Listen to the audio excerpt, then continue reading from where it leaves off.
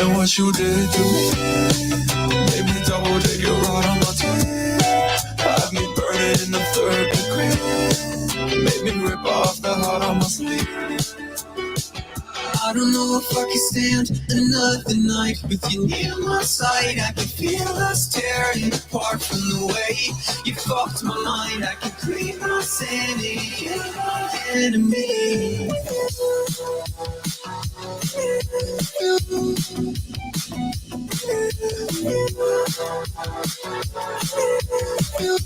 You're my enemy.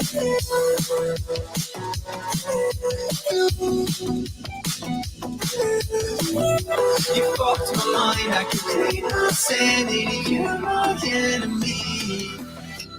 I feel like my life is passing me by.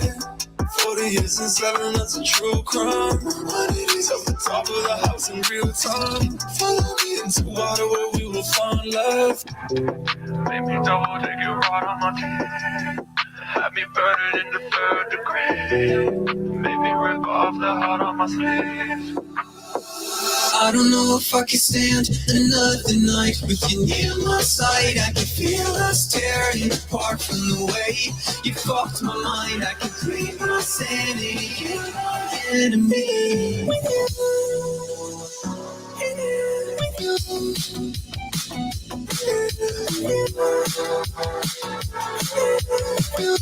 You're my enemy.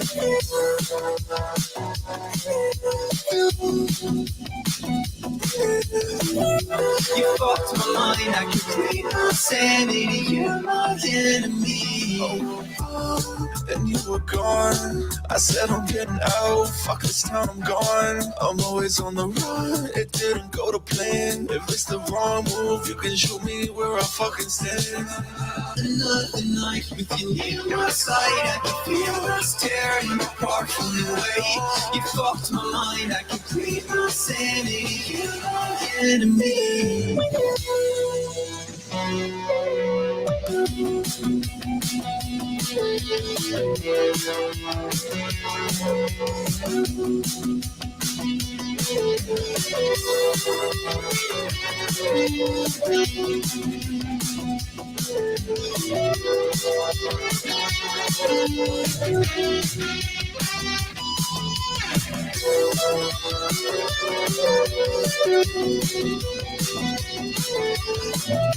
You fucked my mind, I can create my sanity. You're my enemy.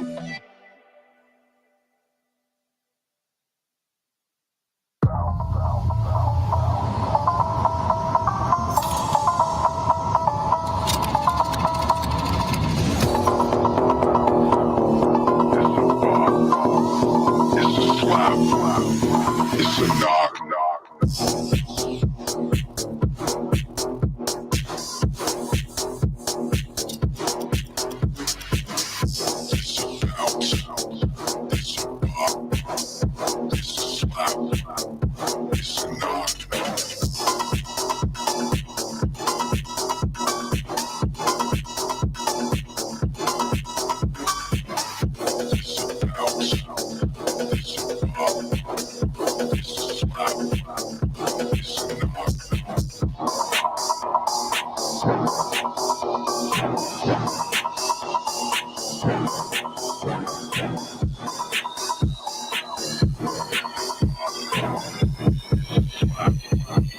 It's a knock.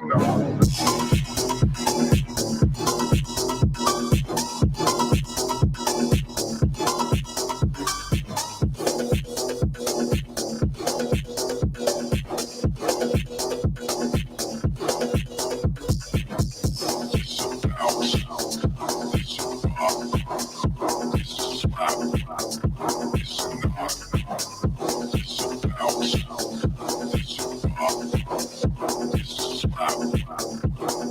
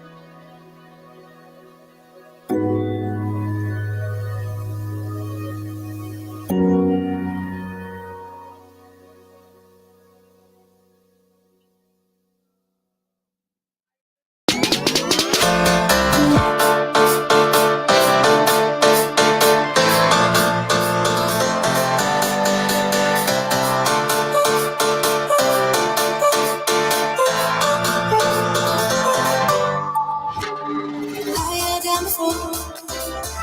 You take me to a fourth dimension. Let me one more. I don't want this to end yet. Hey, I've done before. You take me to a fourth dimension. Let me one more.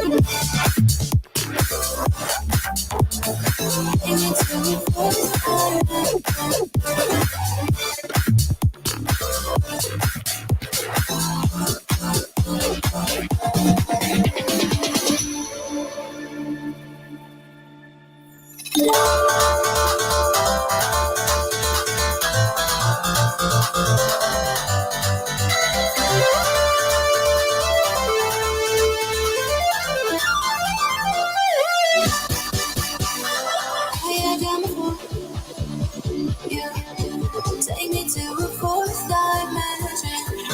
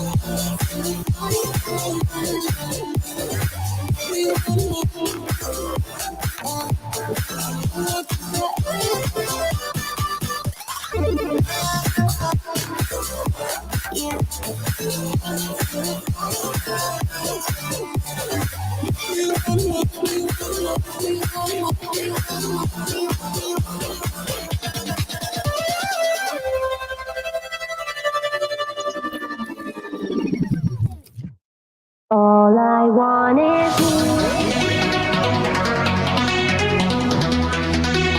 All I want is you. All I want is you. All I want is you. Is you. All I want is you. All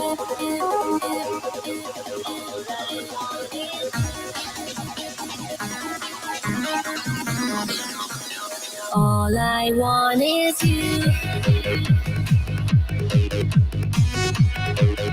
All I want is you. All I want is you.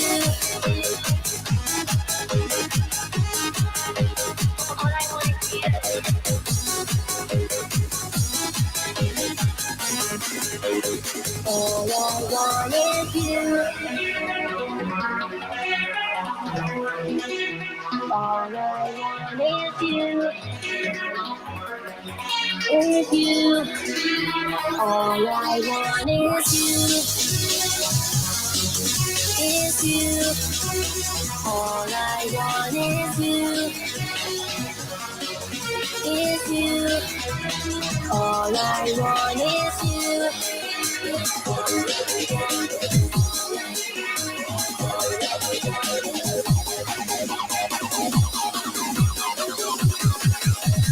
All I want is you. All I want is you.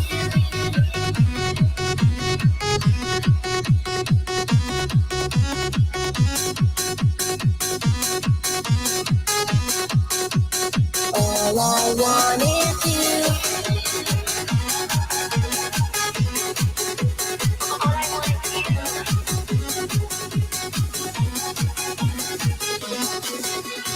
All I want is you. All I want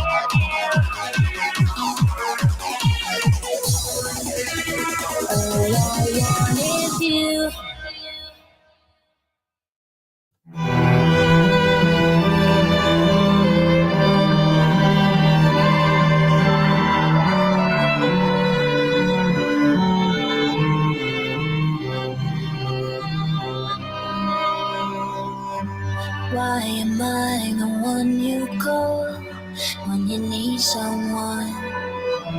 When you show me all your flaws, look at what you've done. And all those late nights on the phone, you told me I was beautiful. So good, no, I should've known, I should've known.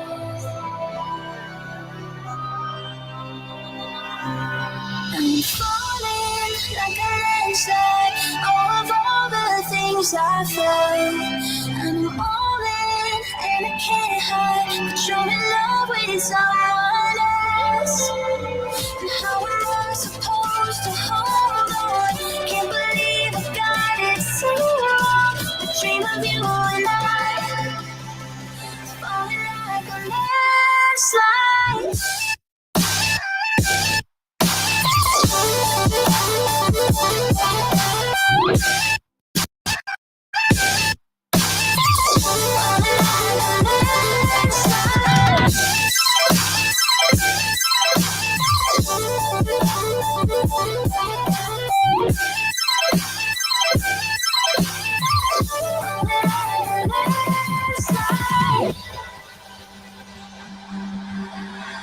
I feel you slipping through my hands, and I don't know how. I thought that you would understand, but you let me down. All those late nights on the phone, you told me I was beautiful. So good, no, I should've known, I should've known. I'm falling like a landslide of all the things I felt. And I'm all in and I can't hide, but you're in love with someone else. And how am I supposed to hold on? Can't believe I got it so wrong. I dream of you and I, falling like a landslide.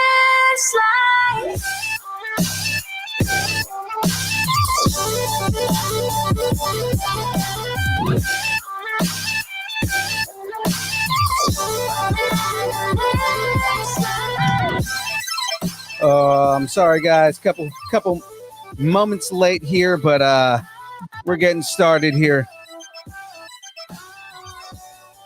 Gonna get this going.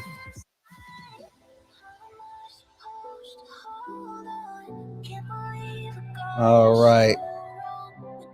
Let's start this whole shindig up.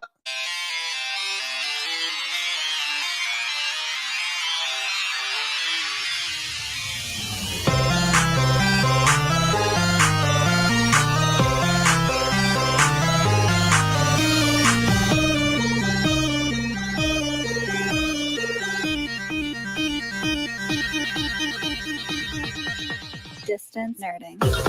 Hey!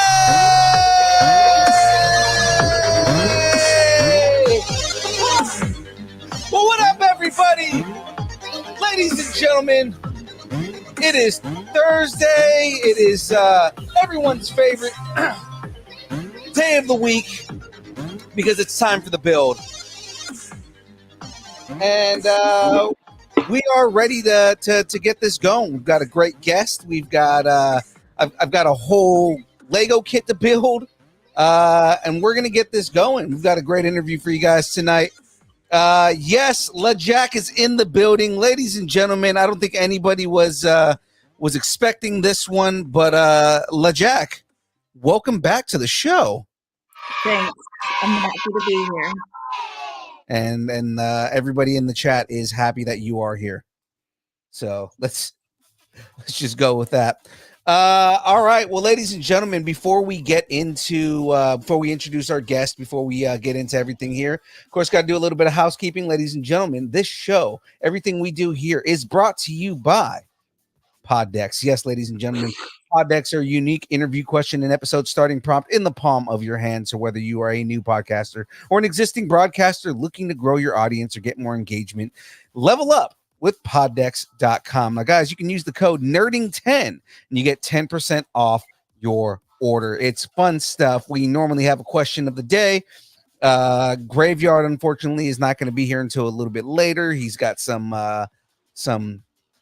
weather issues happening at home right now. So that's just kind of going to be the thing right now. We're going to hold the fort until he gets here, or just continuing on. So, ladies and gentlemen, if the show is brought to you by Poddex, if the channel is brought to you by Poddex, then you may be wondering what brings young Phil and all of the energy that is just excess out there, annoying the crap out of LeJack every day.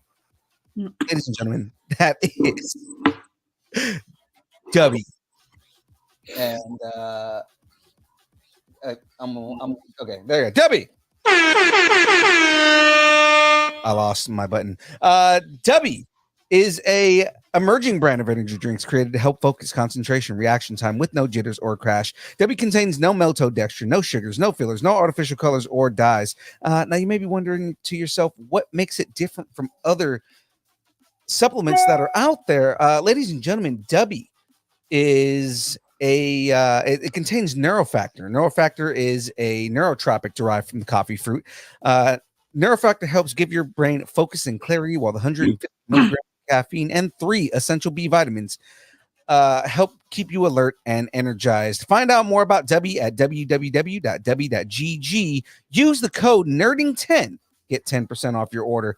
And it's great. They have about like 7, 8, 9 different flavors now, 4 of which I don't have and I haven't tried yet, but eventually I'll get there. So Jack, how have you been? I've been good. Thriving and surviving. You've been surviving. All right. Well, with that all being said, and again, we're happy to have you back here. Let's introduce our guest here. So, ladies and gentlemen, today's guest is an artist, a writer, a creator, a musician, and just an all-around creative person. Please welcome to the show the rock star of comics himself. Ladies and gentlemen, put your hands together for the one, the only, Adam Matthew Smith. Hello. How's it going, man? I'm chilling. How you guys doing? We're doing good. We're doing great here, man. Excellent. Ready to have some fun here. I'm gonna, get everything started here before I switch cameras, because I'm gonna be building a Lego kit while we're talking here. Mesmerizing to a lot of people and a lot of times, but yeah, man. How's everything going for you? It's going pretty well. I'm down in Orlando, Florida, so we have some cool weather, which I'm greatly appreciating because it's normally balls hot. Yeah, I'm hearing it's just a lot of cold fronts in the East Coast right now. Specifically, in Chicago, where Graveyard, the other host of the show, where he's based out of, he's having blizzard issues right now. Yeah, not that cold. So before we get into kind of your work and everything, your book and everything else that we want to talk about here, we have some intro questions, just kind of get the audience to get into the mind of Adam Matthew Smith. Cool, sounds good. All right. So if a movie was made based on your life, who would you want to play you and why? That's a tough one. Usually is. All right, so I think it would be Charlie Day. Oh my God, that's a good pick. Yeah. Would you have him specifically to like the string, like conspiracy string? Yes. No, I would love the energy he'd bring to my life story and the absurdity. So that would be great. Also, there has to be a point where he sings Dayman. So exactly. Pulling the music part out. Exactly, right. When you get into like the musical stuff, then he's singing Dayman, right? Exactly. Awesome, man. So with that one on there, we have a segment on the show called Growing Up Geeky. Okay. What did you geek out on when you were a kid? A lot of stuff. I loved the Ninja Turtles. I loved, I'm old enough to have really loved He-Man as well in the beginning. So He-Man, I think it started with He-Man and Thundercats, and then went to Ninja Turtles and X-Men and Batman and Spawn, and all, just kept snowballing. Yeah, so you essentially fit in with everybody on this show because we all have that same kind of like experience. Like the majority of the guys on our team, we're all like nerds from like the late 80s, early 90s. So it's That's me. Yep. yeah, it's we definitely all grew up on the same From stuff. the late 1900s. The late 1900s. Yes. Yes. we can say that, right? I was born in another century. Yeah. Ooh. I'm from another world. I'm actually a grand aunt. So Whoa. yeah. So my sister's a grandma. Wow. Weird I mean, every time she says it. we're getting to that age, I guess. Yeah. Yeah. I forgot where I lost where we were at from that. Okay, we were talking about refresh my memory. We're talking about what he grew up on. Oh, that's right.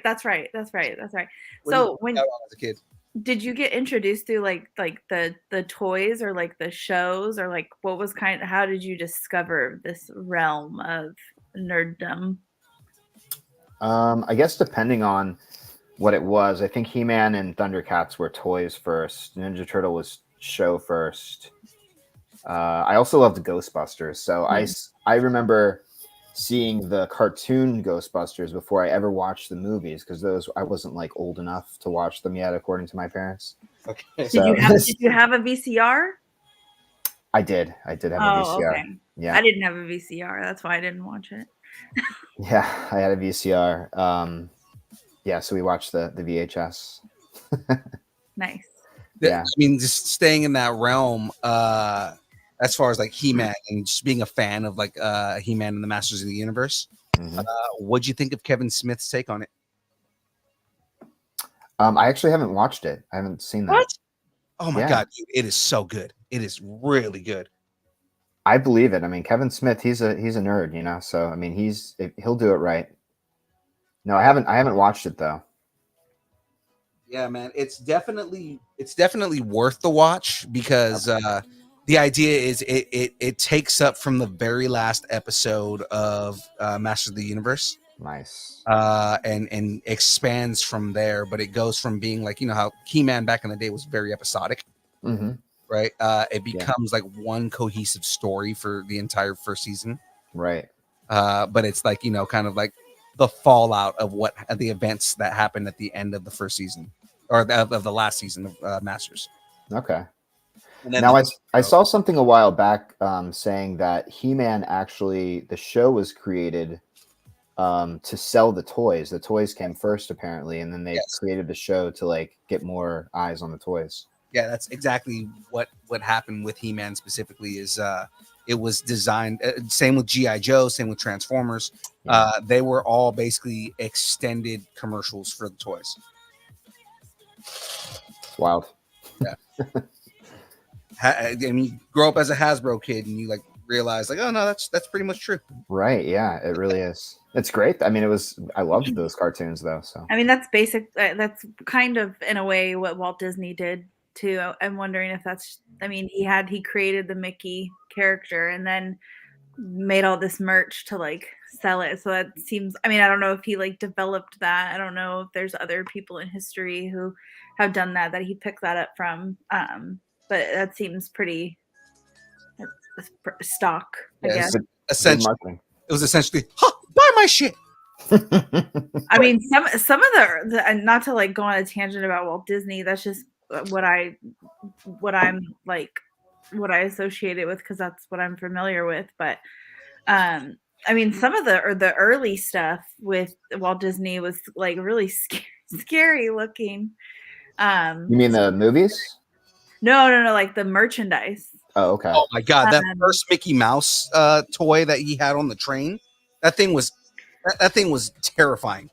And Donald Duck, actually, I just saw this. I was watching American Pickers the other day, and they were talking about this. But Donald Duck, he had a longer bill on him at first. Some of the early versions of him, he had a longer bill, and then slowly it it evolves and changes, and artists, and if you look at that stuff like over time, and it totally, like, you look at cartoons from, and now I'm going really off on a tangent, but you look at cartoons from like the 50s, 60s, 70s, 80s, 90s, they all fit into that style at the time, like what's gonna grab your attention at the time. Like 80s cartoons look like 80s cartoons, 50s cartoons look like 50s cartoons.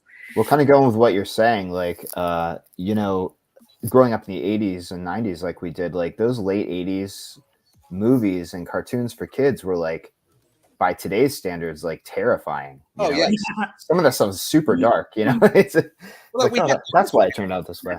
Yeah, exactly. We Garbage Pail Kids, man. The Garbage Pail Kids, you look back at that, they were terrifying. And the movie was worse. I have a Scraped Jake sticker from Garbage Pail Kids on my guitar case. Oh, that is awesome. We've had a specific artist from Garbage Pail Kids on the show before. Oh, cool. And yeah, he was literally drawing Atom Bomb while we were talking to him. Nice. It was great. It's fun stuff, man. Yeah.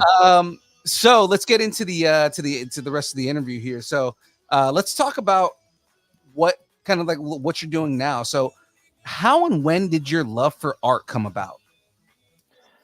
So kind of, I'm going to try to squash this to make it as small as possible, but I signed up for the extended version. Oh, the extended? Oh, yes. Grab a recliner, everybody. All right. No, I started doing art when I was really young, and actually, so the characters in my Shadows graphic novel I created when I was a kid. So these characters have actually been around since the 90s. Actually, I just realized, I was like looking through dates of like my old drawings and stuff, because I like dated everything like a weirdo. And I created my characters around the time that Deadpool was created. Oh, so about like 92 then. Yeah, 92 is when some of these characters were created. So I was like, man, they could have their own franchises right now if I stuck with it. But what happened is I kind of like got off on a musical tangent for a while, and then I just came back around 2016. Yeah, you'll learn about me. I am a massive Deadpool fan. So if you mention anything Deadpool, it's like I have all the obscure facts, all of them. That's awesome. So you were like 92. I'm like, yep. Because I was like looking, because I follow Rob Liefeld, and I was seeing some of the like early stuff he posted when he was pitching Deadpool, and I'm like, that's the same year I was drawing my characters. But that's super cool. So anyway, so I was like really into comic books at that point, around 8 to 10 years old, and so I actually reached out to Marvel Comics when I was a kid and wrote them a letter. And specifically, I was reading at that point, what was it? Age of Apocalypse from X-Men. Oh, it's one of my favorite storylines. And Scott Lobdell was a writer on that. And so I reached out to him specifically, and I was like, hey, man, I like sent a bunch of my drawings. I mean, they weren't great, I was 10. But like, I was like, hey, man, like, here's some stuff if you want to use them for your X-Men, if you want more mutants or something. And he actually wrote me back. And he was like, hey, I can't do it because of, copyright issues and all this stuff, but keep it up. And he like wrote me this really long letter of like encouragement and sent me a book, How to Draw the Marvel Way. And yeah. So fast forward to 2020, I was already working on Shadows. I had already written this, like the first or second draft of the script at that point. And I reached out to him and I was like, hey, man, remember me? And I saved his letter. So I like screenshot it and sent it to him. And he was like, oh, my gosh. And he did remember me. And he actually So I was kind of a part of this little project he was doing during the pandemic, where he like got all these like indie creators together on Instagram, and kind of helped us like form a little community. And that's kind of, I got connected with him and another guy, Frank Han, who were also worked on like DC stuff at the time. It's crazy how often I hear similar stories from like indie creators where, you know, they messaged or they sent a letter to somebody who influenced them, and they were just like, oh yeah, stick to it and don't give up. And then they talk to them years later, and it's like, oh yeah, no, they specifically remember like things about them, and it's just that I didn't expect him to. I was like, hey, it's me. I don't know if you remember, but he did. And I felt really awesome about that. like that makes me feel so much better about comic book artists and like just different people within the comic book world, because like how often I hear that story. You know, it's inspiring, but it's also like beautiful to hear that. Well, you know, the longer I've been in this world, even if it's the indie portion of it, I realize how small the community is. Like, you think it's this big, elaborate, but there are a lot of people, but it's smaller than you think. It's a microcosm, you know? Yeah. I think that for me, I think that's pretty common with a lot of different creative circles. I read books all the time and message authors and get emails back. That's awesome. All the time. And I mean, I read all different kinds. I read all different kinds of things. Like more than 7 years ago, actually, like it was a lot, like 9 years ago, I read this book, and a message, the author had his contact information. I do this all the time. This is a more recent, similar to your situation. His email address was at the back of the book. So I emailed him and, told him how much I liked his book and what I liked about it and what my takeaway was of it and stuff. And he messaged me back, and that was cool and whatever, So anyways, all the years go by, and I'm going through my email, and I got an email from him that he actually turned his book into a graphic novel. Oh, cool. So it was probably like a form, like email. He probably emailed the same, same email to everybody who's ever emailed him. And, so anyway, so I was like, oh, that's cool. So, so I went and I bought the book, and I got it in the mail, and then I posted it on my Instagram story, and he reposted it and liked it and commented on it and stuff. So that was cool. That is cool. But yeah, there's been a number of authors. I mean, like, big authors, big sold, millions of copies of their books. I send them messages on Instagram, and they message me back. Yeah, you think that someone's so established, they have this thing out and they're established, and they're not able to talk to like peons like us, but it's not true. It's like, it's really, and it makes you feel good. It's like, it's cool to have that connection with that person. And yeah. Absolutely. I mean, I connected with Liefeld one time on specifically on cosplay, like LA Comic-Con a couple years ago. I had cosplayed for the first time as and it's a cheap costume, but it was like Deadpool cosplaying as a unicorn, because it was like, I can't afford a full Deadpool costume. So what would Deadpool do if he went to a Comic-Con? Well, he wouldn't dress as himself. He would go and try and cosplay himself. And so I was like, okay, well, what would he cosplay as? And I just put a unicorn onesie on. I got a fanny pack. I was wearing Crocs. It was like the cheapest Deadpool costume. That's great, right? Yeah. But like, we got to the con. James, our main co-host, is trying to rush me into the con. He's like, dude, we need to get inside. Because he didn't want me to cosplay to begin with, and I'm out there messing with Spider-Man. Okay. So I'm just like, Pete, how you doing, man? How's everything going? Right? Spider-Man.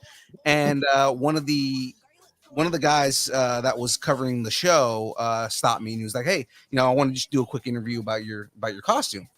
Now, mind you, in this mask, this early mask that I had, I could barely see through it. And I'm just standing there. Next thing I know, this guy puts his hand on my shoulder, and he goes, I don't know if you know who I am. And I recognize it's Rob Paulson. Rob Paulson, not Rob Paulson. It's Rob Liefeld. Liefeld, okay. right? He's getting his celebrities. I'm getting my celebrities mixed up. Like, that's cool too. Rob Paulson's been on the show. That was one of my high moments. Okay. But he puts his hand on my shoulder. He goes, I don't know if you know who I am. And I look over at him, and it's Liefeld. And I'm like, Papa?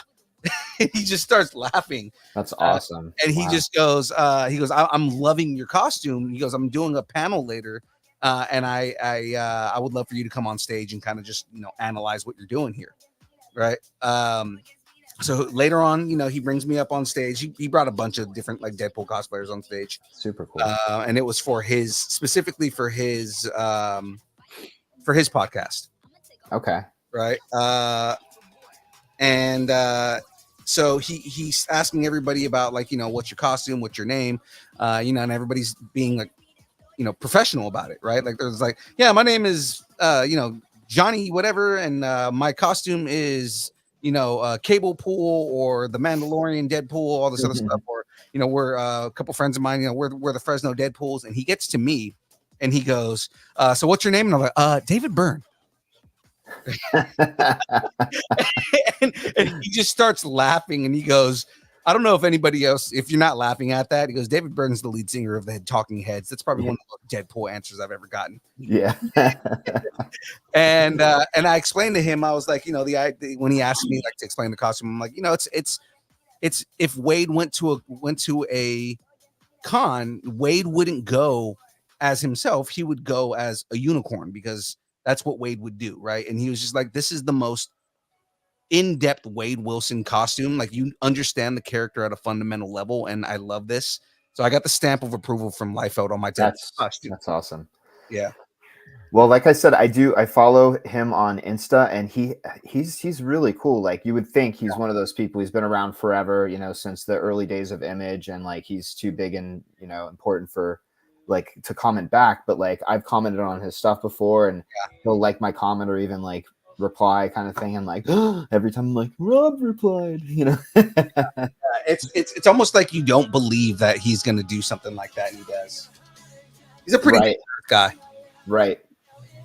So I have to admit, I only got to glance at your work because I wasn't planning on being here tonight. That's okay. But it from the limited amount that I've seen, it seems like a lot of your art is gravitated towards X-Men. Was that intentional, or was there something like? So, like I said, and actually, the artist on this book is, and to answer the question in the chat too, is from JC Grande. So he did the artwork. So they're all my designs from the 90s, but I've kind of improved them and had a better artist to do them because like I said, I went to music for a while. So I George Lucased it. Yeah, basically. Okay.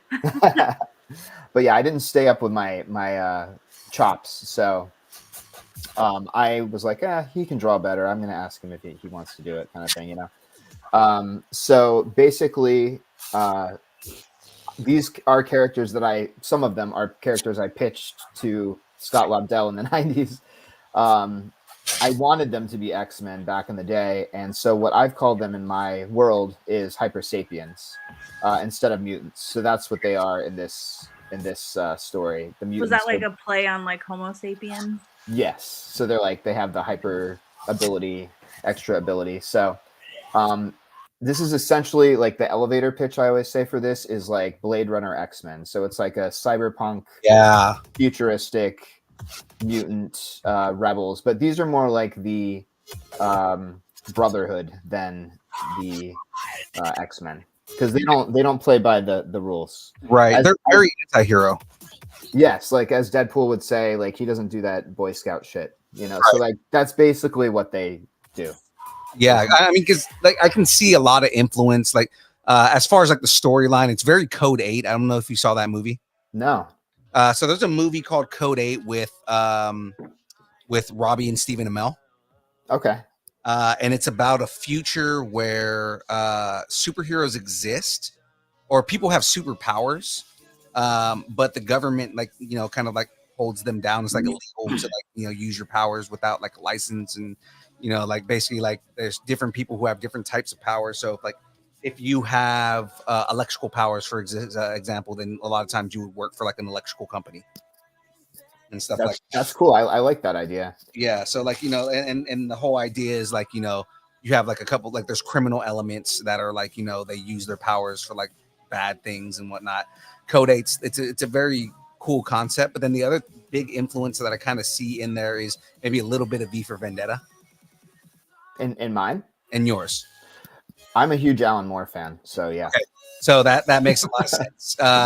Like I mean, just seeing the way that it's written, and it's funny because as I was going through, I got about halfway through the book before I had to like start prepping for the show, and as I was going through, just kind of noticing kind of some of where the characters are from. Kitsune reminds me a lot of like Gwenpool. I can see that. Yeah. I'm forgetting his name, the guy from Colombia. Galithos. Yeah. He reminds me of Forge, like really hard, just like a buff Forge. Interesting. Okay, cool. Yeah. I guess he kind of is because he's a cybernetics machinist and all of that. So yeah, he kind of does more of the technical stuff for sure. Yeah, he's the gentle giant. He's very he's more caring than the rest and more empathetic than a lot of them. Yeah. But he can also like smash your skull in kind of thing. He definitely seems like the kind of guy that is, I wouldn't say a pacifist, but he's kind of like, he can build anything and he is trying his hardest not to fight if he doesn't have to. Nice. Yeah. I like what you're pulling from these characters. Mm-hmm.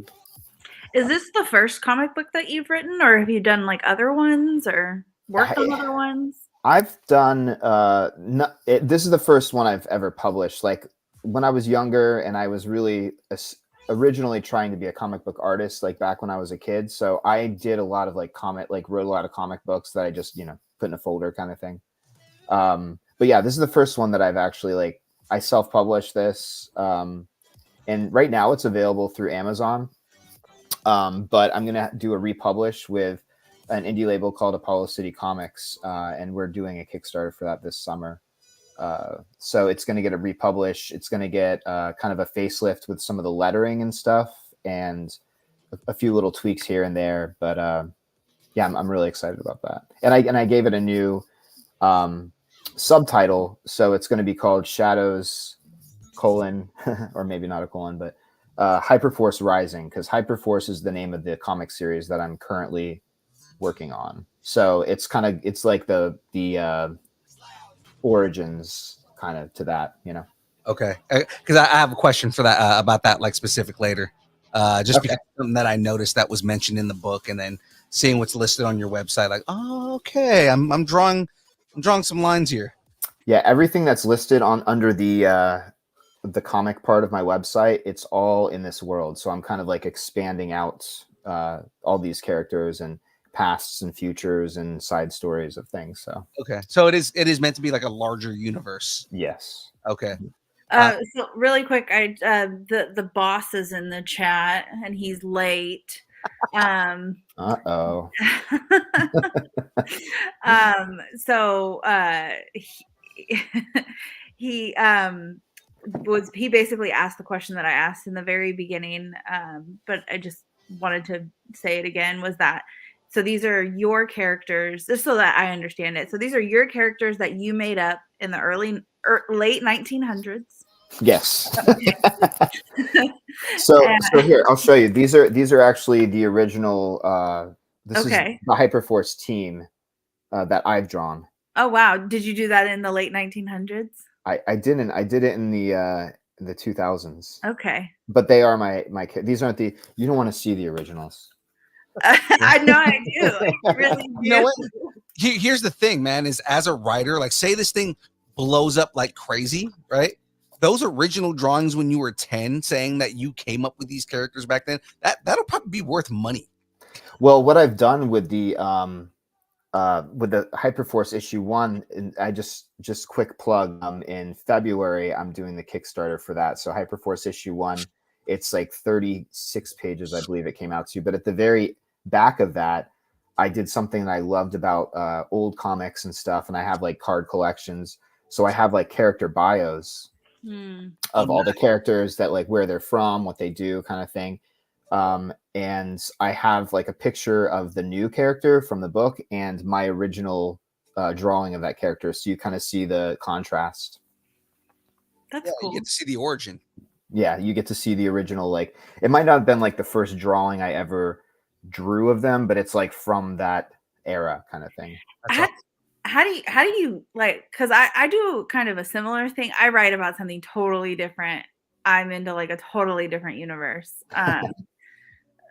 It's not hard for me to explain, but this isn't about me. But I guess my question is, when you came with the when you came up with the profiles for the different characters, like, where do you, I know where I get my profile for my characters. So I guess I'm just curious on, where do you get the details for your profiles for your characters? Is it from your friends, your family, interesting people that you've met? Like, how do you get, Like how do you come up- characteristics of a person, kind of thing. yeah, I mean, I That's a good question. Yeah, you I would do. think I'm crazy if I told you how I came up with mine, but No, I think the artistic process doesn't really have walls, I mean, it's pretty much whatever, however you conjure the thing, But I'd say like it's kind of a combination of the things you said. Like, I am definitely, I enjoy people watching, so I take things from people I've met, personality traits from people I've met, or sometimes I just like see a stranger and like make up a story about their life. And I'm like, oh, that's cool.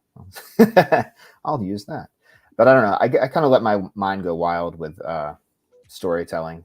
And that's, I always say, at looking back on my life so far, like, I've always been a storyteller, but I didn't always see it that way. But now looking back, whether it was like writing songs or poetry or stories, like, I was always a storyteller and always looking for the elements of characters and situations to kind of put things together. That's awesome. yeah, no, I love to hear that kind of stuff, because I, for the longest time, for myself personally, I felt like I didn't know, for the longest time, I always made these stories up in my head, and they were like distracting. Yeah. And now I'm in my 30s, and I've, gone through life, and now I realize, like, it really is like a superpower. Not a lot of people, I didn't know this, but not a lot of people think like that. I thought everybody thought like that. I have recently figured this out too, because my whole life I've thought, because I can like vividly see things in my head, like when they're being explained, like, and I kind of go off on like tangents, like you're saying, but not like, very few people can actually do that. And I've more recently realized that some people cannot visualize things. If you like tell them, like, kind of describe it to them, they actually need to see it. They can't like do that. And I that makes me feel good, because I thought everyone could do that. Yeah, me too. Like, the stuff that I write, that's what everybody always says. Everybody always says it's so descriptive. Like, you can see every single thing, and I'm like, doesn't everybody think like this? Like, doesn't Yeah. No, they don't. I guess not. Yeah.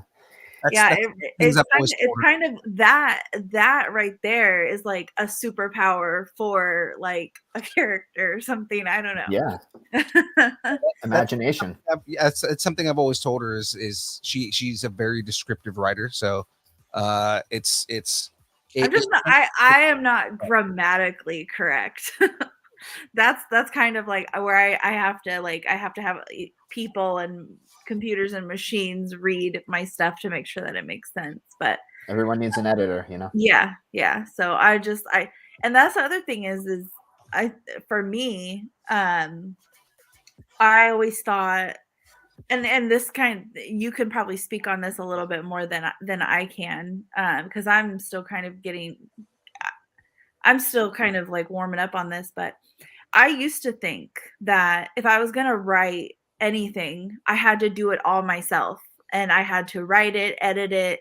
I had to be a good writer. I needed to know grammar. I needed to know all these things. And I realized, for me, I'm like, I don't have to be all of those things. I could just be the creative, and I could have somebody else edit it, or, that kind of thing. So, I mean, is that something that you've had experience with?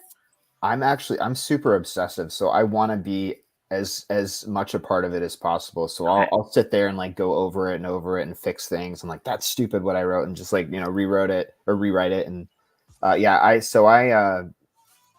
I do need, I mean, everyone needs help, everyone needs other eyes on it and that kind of thing. But if you let me, if I could draw I would do everything myself, kind of thing. Like, Yeah.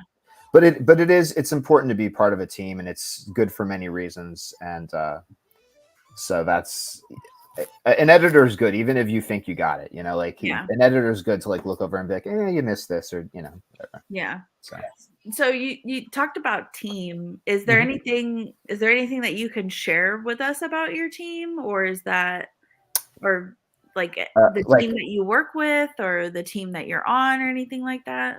So for the Shadows graphic novel, I found JC Grande, the artist, through DeviantArt. And so we are long distance nerding, through through that. Like pretty much everyone I've worked with. You're distance nerding through that. Yes. He's nerding. He's one of us. I am. So every artist I've worked with so far has been pretty far for me. And Alejo Vigliani, the guy who's doing the art for Hyperforce, like he lives in Argentina. Oh wow. I mean, yeah, it's pretty far. So yeah, it's my team is it's hard because I wish that we could like get together, and I love to have them like at cons with me and tables when I'm like doing signings and stuff like that, but a lot of it's just not like plausible, just for all sorts of reasons. But I'm part of Apollo City Comics and Lesser Known Comics. Like that's a really cool community here in the States. And actually right now the Shadow Anthology, which is cool. I'm a part of the Shadow Anthology with Shadows. It was like perfect. But it's this anthology they put together with all of these. It's 22 creative teams, and so it's really cool to be a part of something like that. And they've got a Kickstarter for that going right now. But they're doing it's great. Like all the artists involved with that are great, and I've kind of found like a new community and team to be a part of with that and kind of bounce ideas off of. So we've got like a chat on Instagram that we put pictures in, show our progress. People are really supportive, and that's very nice and helpful, because there are days you wake up and you're like, oh, is this even gonna work, kind of thing, So yeah. That's I don't know cool. if that answered your question. I kind of No, it did. It did, Okay. because I think more for me, like I said, I'm still just learning about all those different This is Hyperforce, by the way. Oh, okay. My wife got this for me for Christmas, but yeah, it's the cover for the first issue. She put on a mug for me. Nice. And Fume is a part of that team, right? Is he going to be a part of the team in that book, or? Yeah. So we got right here, we got Fume, Kitsune, Galithos, and the Forest King. Okay, so are they? It's backwards. Are they like the new version of Hyperforce, or were they Hyperforce before? Because I think Fume, in the story, or at least where I'm up to, like he had explained that he was a part of Hyperforce, but he was the only survivor. Yes. So essentially, that's why I'm going to rename Shadows Hyperforce Rising, because it's a team that happens kind of like back in the 90s, and then, or not the 90s, but this is like a future, but like happened like back in the day, and then the team was kind of abolished, and then he's like the only survivor, so they kind of come together and like reform it in the name of justice, So, like almost like a Watchmen kind of idea, where there was a team, it got dissolved, and they reformed the team again. Correct. Yeah, and with Shadows and with this Hyperforce, because the Hyperforce series is going to be a comic series that's following the Shadows, book. So with both of these things, I know I said it was like a cyberpunk future, but it's like it's a post superhero future. So basically all of these, and you see that in Shadows as you've read, like everyone has been enslaved and kind of locked up. So they're breaking them out, breaking who's left out, kind of thing. So it's kind of bit like a race or a I guess, species. I don't know. that's been kind of extinct for the most part, or endangered, and they're kind of trying to level the score, kind of thing. So they're doing things. They're doing things in for good reasons, but not necessarily in the best ways. You know, Right. It's, Just from the way that they go about things, right? Like Kitsune is definitely somebody that, she's a murderer. yeah, she definitely does whatever needs to be done to get to the end goal. Yeah, no rules, pretty much. I mean, she has a code, and you'll kind of learn more about that in Hyperforce. But she has a code, but there's not a lot to it, you know. Minimum rules. So, Minimum rules. yeah. This might sound like a unprepared question, but I'm going to ask it anyways because I'm curious. Is you may have already said this. I have really bad recall. What was the first, like, what was like the what? This probably sounds kind of irrelevant compared to what we were saying. I'm just curious. What was the first character that you came up with? The first character ever? Oh gosh. I mean, Well, I guess in these books, or these, I'm gonna say they're books. yeah. Okay. In shadows and stuff. Yeah, like what was like the first character where you were like, okay, I'm gonna put this character in this book? Okay. The oldest character I created was Crimson. He's kind of like this Scottish assassin, and I created him in 92. Okay. 92, yeah. So he's old. Yeah. He's been there for a while. He's older than a lot of readers. You're not wrong there. Are all of these they look like books, the Shadows, the Hyperforce, and then the three other ones, are they all a part of the same universe, or are they independent like universes? Yeah, it's all the same. So the Forest King is one of the people who joins Hyperforce, but he's over 1,000 years old from Norway, and he kind of grew up in like Viking times. Okay.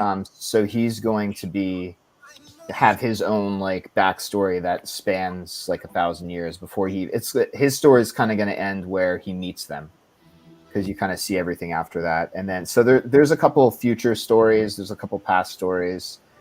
Those things kind of are just bookmarks, some of them for now, and some of them I'm working on currently, like Nocturnal Rabbit Guy. I'm working on with a guy named Jeremith, and he's like an 8-year-old kid who idolizes the Hyperforce team. So he's just like someone kind of like in the background who's seeing them on the news and stuff, and he wants to be like them. And he's a Hyper Sapien, but like in the closet about it, kind of thing. And he wants to be one of them. You know, that I like that for many different reasons. But there's this one story that I'm trying for myself. I'm trying to wrap up, and I just recently came up. I've been trying to figure out an ending because it just seems to be going on and on and on and on. And I finally was inspired by an ending, and the ending that I came up with is basically where like this person in my story, where we've kind of seen them grow up and like go through their life, they meet the next person, and basically they towards the end of their life they meet like this little kid, and basically that little kid in the story is myself, where it like kind of like picks up. So you basically start like a new story.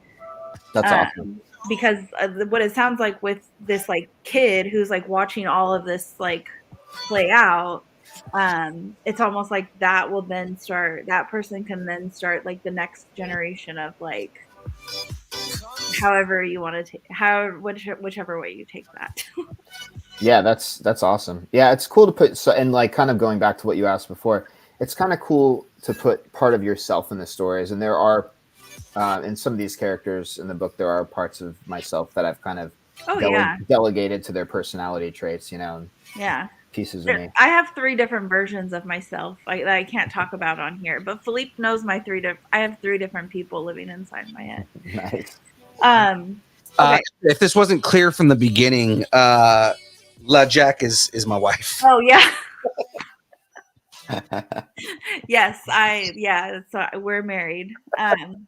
Okay, so we've talked about your artistry skills, and we've talked about your writer skills, and so to go on with the general creator theme that we're talking about, what do you want to share with us about your musician self?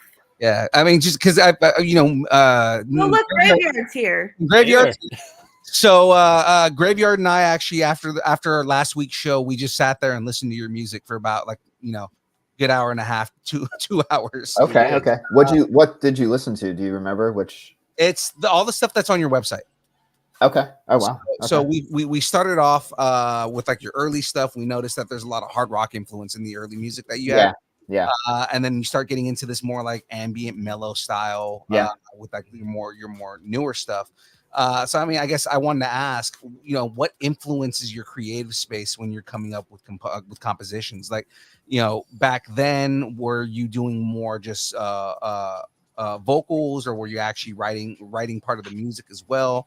Because I know you're a pianist, you're a guitarist, everything like that. So, were you actually writing all of that in that way, or was that more of a collaborative thing with the different bands that you were with over the years before you started working on your solo projects?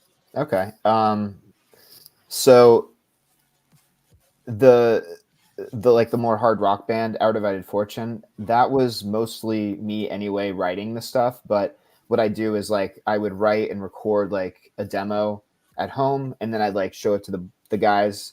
Be like, hey, I got this new thing. Do you like it? And they'd be like, yes or no. And then we'd kind of like mold it from there. So like it would always start like I wrote like the core of it, and then we'd embellish things or change some things. But I always wrote the lyrics and the music mostly.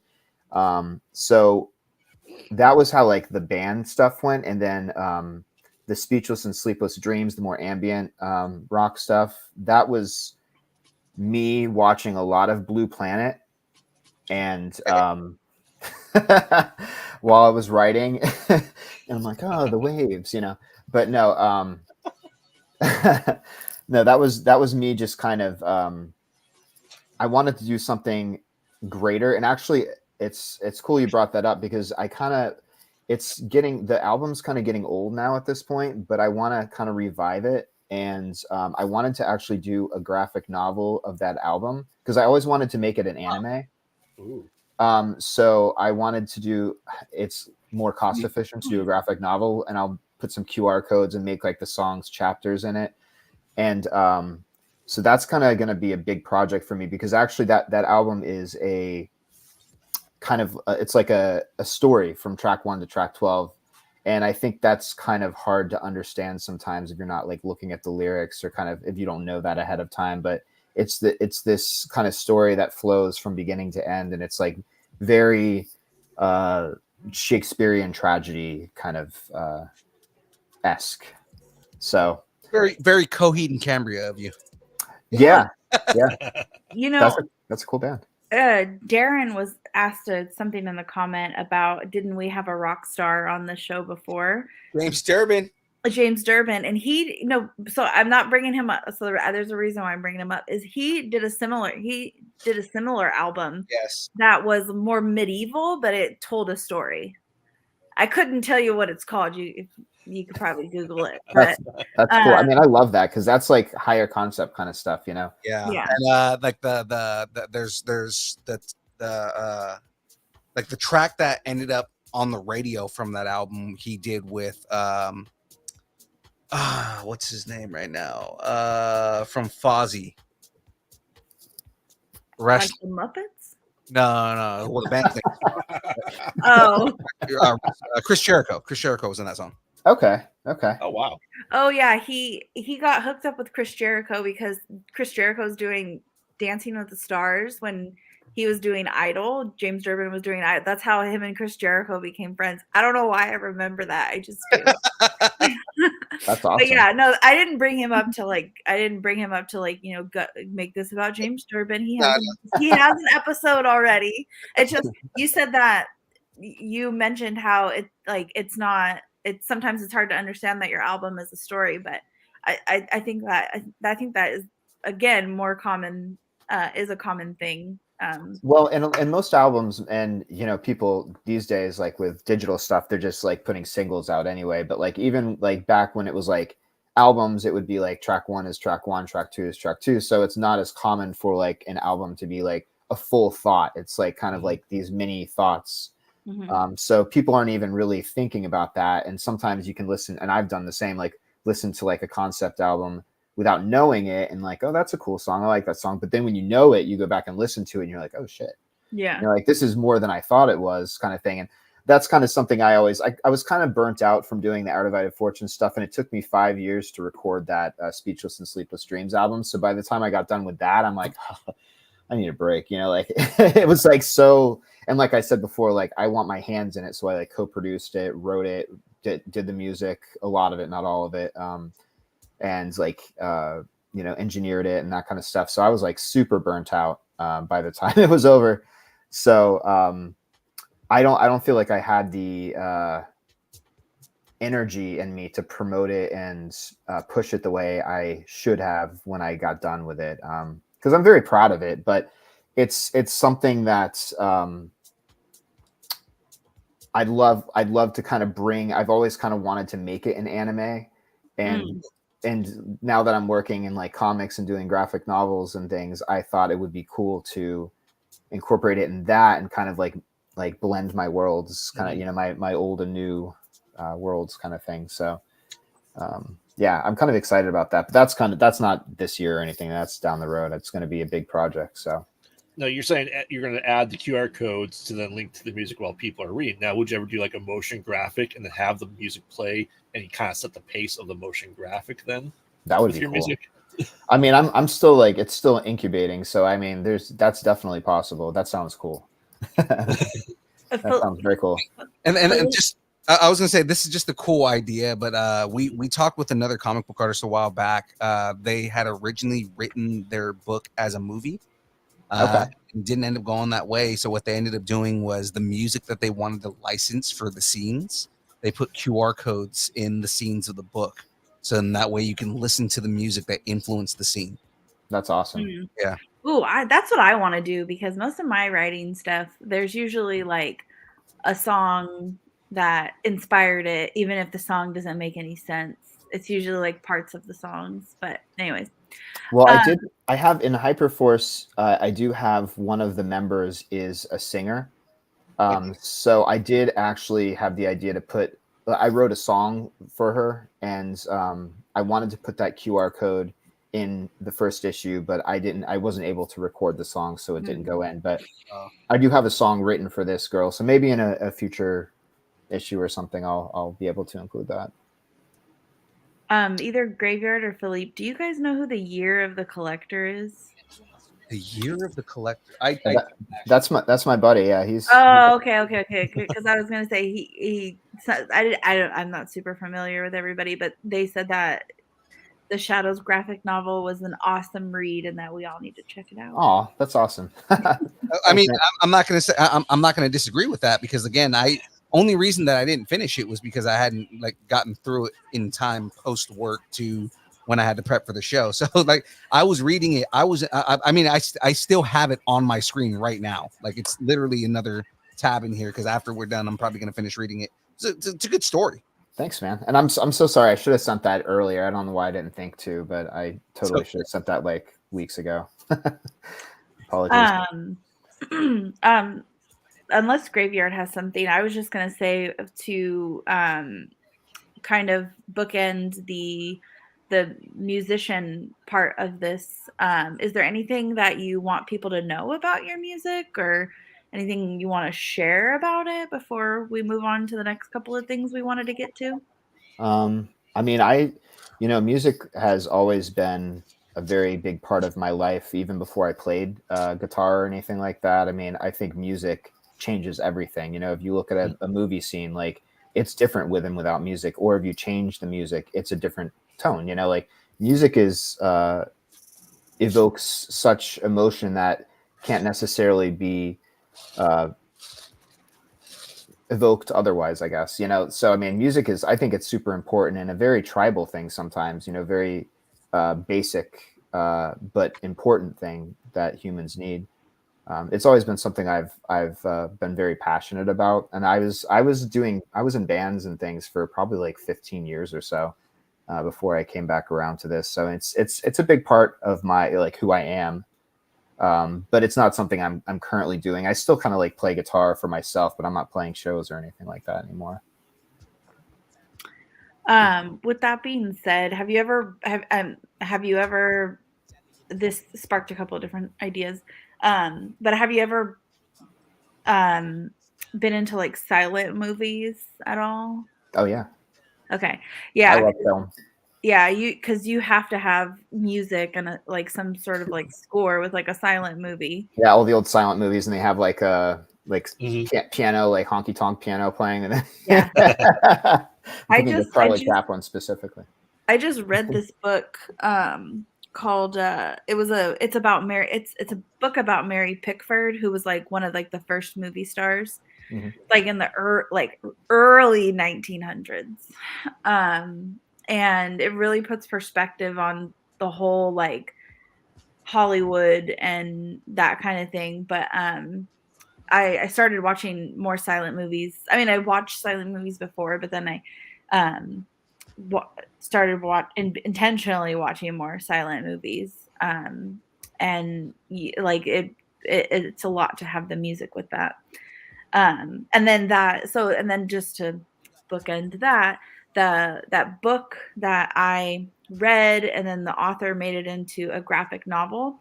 So there's the graphic novel, but then he also made it into, there's also the back part of the book, which is like the silent movie version of it. So there's the graphic novel and then the silent movie version of it. So it has no words. It's all just like pictures. That's cool. Which was a different, I hadn't seen anything like that before. So I wasn't really sure what that was until I got it. And then I realized it was just different series of art, but without words. That's very cool. Yeah. That actually is. It's a different concept. I like it. Yeah. I'm not sure how I want to do it yet. But I'm thinking what I'm going to do is take some of the lyrics of the songs and divide them up. So some of it is like narration on the pages, and some of it is like talk bubbles and people talking, to where it tells exactly the story through the lyrics per song. But I'm not sure if that's how I'm going to end with it, but how I'm going to. It's almost like, do you remember in the late 1900s when we had those the late 1800s? Yes. I corrected myself. It's the late 1900s. We had those books, and then you had the tape where it read along with it. Yeah. It could be like something like that, but like with with the music component too. Absolutely. I don't know. I'm just a bucket full of ideas. No, this has become the theme of like how we refer to like the 80s and the 90s, the late 1900s. I love it. Well, it's a different century now. It's weird because like we're as far apart now as the 1960s were from the 90s, you know? I know, it's crazy. The 90s were just yesterday. I don't know what you're talking about. Right. Okay, I am a grand aunt, okay? Yeah. I'm a grand aunt. I'm a grandmother. Yeah, it's wild. Yeah, time travels fast, you know.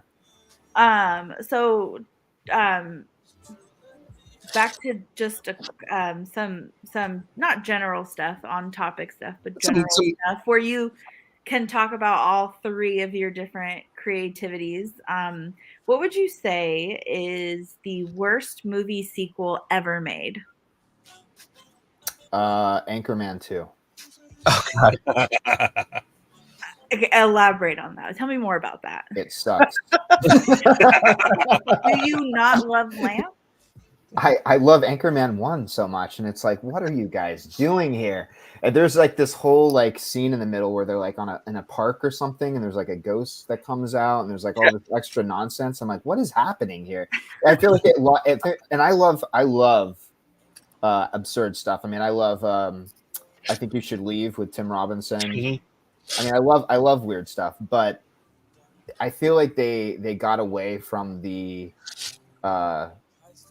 tone of the first one. It got a little too wacky, and I like wacky, but it got a little too wacky, and not in a good way. Especially like the weird marital like problems that they had like halfway through the movie.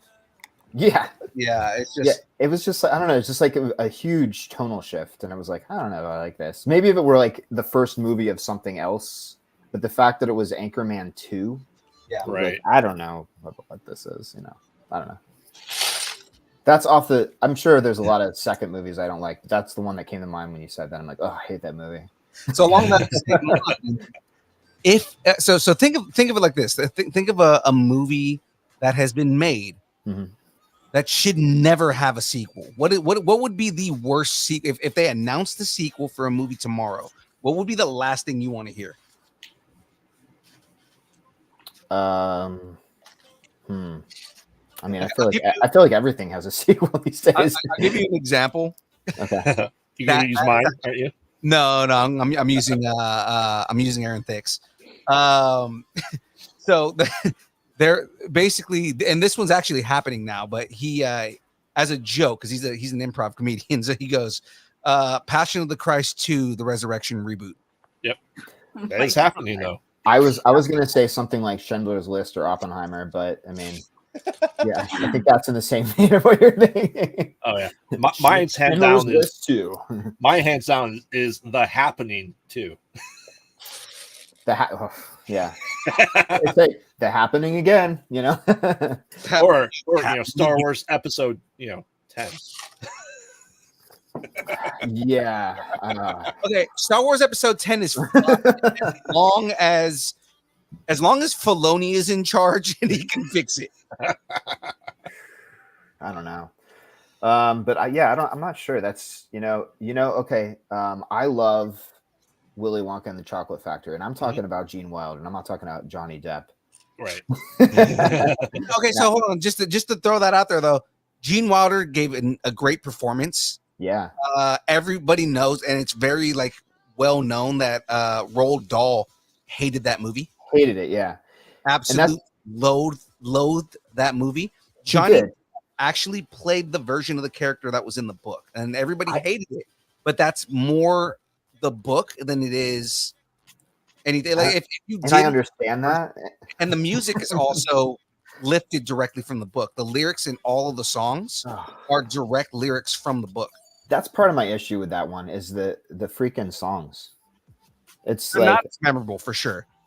Well, I know every song by heart of the first movie. Yeah, of course. I mean, it's like classic, Well, and I understand that. So yes, the Johnny Depp version apparently was like a closer adaptation to the Roald Dahl book, and I love Roald Dahl. I love his stories; they're great. But I just like the Gene Wilder version way better. They didn't need another and that's not a sequel, I guess. But they're doing the Timothy Chalamet like prequel or unnecessary. Okay, so I haven't seen it yet, but every review that I've heard, they said that that he took the best elements of both performances and put it together. They made him more of a magical character than it being, an eccentric character. And they said that you can tell it's definitely its own thing. It's not him. Like eventually he becomes Gene Wilder kind of thing. Yeah. But they said it's definitely wildly different from Johnny Depp's. So it's like that's good at least. Yeah, they said that it's definitely them taking the best elements of both stories and putting it together into this. And they're saying like everyone's saying that the performance is actually really good. I mean, I hope so. I mean, I'll still see it. I'll still see it. But there's so many classics like Wizard of Oz. It doesn't need a sequel. It's unnecessary. Return to Oz was fantastic. Actually, I did love that, but it's so different. It's like completely different. I mean, yeah, and the writer of Wizard of Oz, L. Frank Baum, yeah, he wrote several books in that world, so I understand doing other. but like as a film, like it didn't really need a sequel. Like it kind of like wrapped up. Mhm. Well, right now they're doing Wicked, so I mean that's fine because that's an original story in that universe. Yeah. anyway. So Yeah. Well, and Return to Oz always kind of reminds me more of Labyrinth than Wizard of Oz. You know, Yeah. it's much more like 80s weird. Like I was like, where's David Bowie? You know. Hey, he Where- might where's, have the been bolt? Where's the he- bolt? he might have been a Wheeler. We don't know. Yeah, it's true. It's very possible. You just got the flying the flying monkeys. Yeah. destroying everything.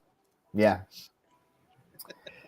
But I don't know. That's hard to say. I mean, I think a lot of things shouldn't have sequels, but people are trying to capitalize on, Oh yeah, no. If you can't get creative, then just rehash. That being said, you said you're a Deadpool guy. Are you stoked about Deadpool 3 or what? I cannot freaking wait, dude. It is 100% going to be Deadpool kills. So we do. Yeah, two shows I a agree. week.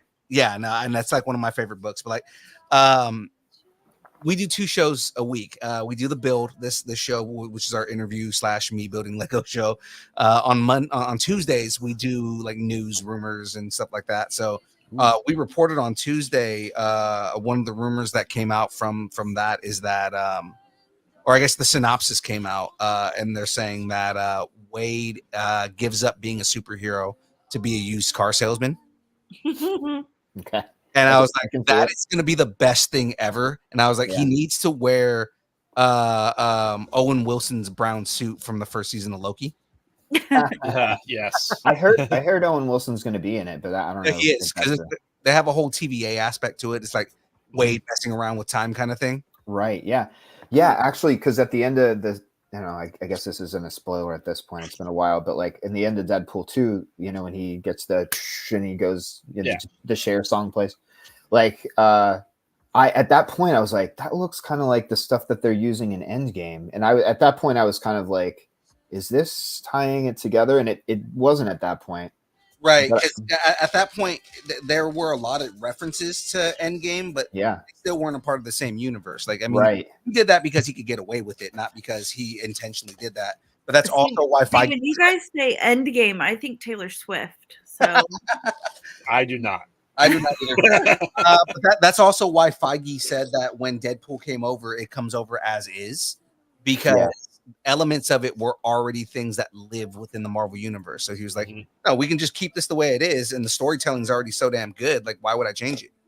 I think the biggest thing people are worried about is like, is the R rating going to stay for Deadpool because it's so different than, all the MCU stuff. But I think that it's going to be great, and I love that they're going to be doing like multiversal X-Men and stuff like that to kind of like a soft, not a soft reboot, but kind of like close the chapter of the Fox stuff like properly, and Wolverine gets his suit and all that before they move on with Taron Egerton or whoever they pick. So on that, Disney just released their first, it's TVMA, but their first basically R-rated MCU property. Yeah.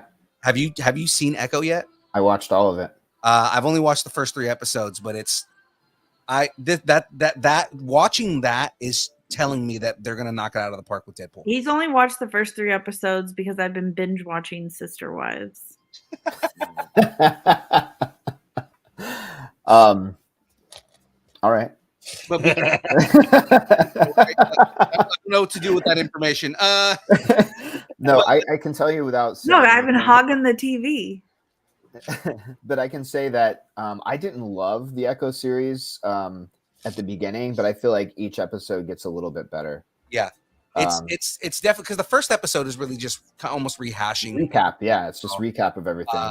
There is just not non-spoilers for everybody who hasn't watched it yet. There is a badass fight scene towards the end of that episode. Very cool. Yeah. And it just that's what solidified the whole thing for me, because I was like, oh, this is what's gonna make future properties better as far as like what I'm expecting. You know what I mean? Like, absolutely. We saw a certain character that we've seen in the past that we were scared wasn't going to be as cool as he was in the past, and was definitely as cool as he was in the past. So Yeah. Howard the Duck.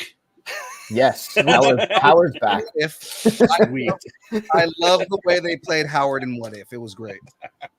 Yeah, I mean, Echo, you know, it definitely brought the gore and the violence, and I appreciate the cinematic aspect to it and how they kind of put the production of it together. Yeah. I have some issues with the story, with the maybe the editing of the storytelling. It just seemed a little like choppy and like not smooth, and the kind of the pacing was weird on it. And it just, I kept thinking it was like going to commercial break and then it was another scene kind of thing. It was like weird. I don't know. And that was my big issue with the first episode. But as like I said, the episodes go on, and I think my favorite episode was the 5th one, but don't expect anything like in the first one is all I'm saying.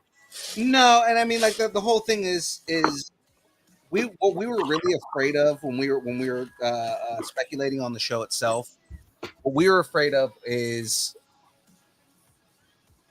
Disney's not doing this one week by week like they do with every other show. Right. So we're just like, does that mean that they don't have any faith in it, that they're just dropping it all at once? And then I watched it, and it was like, I watched the first 3 episodes, and I was like, this is good. I think where they were just kind of like unsure about it was the fact that like 90% of it is in sign language.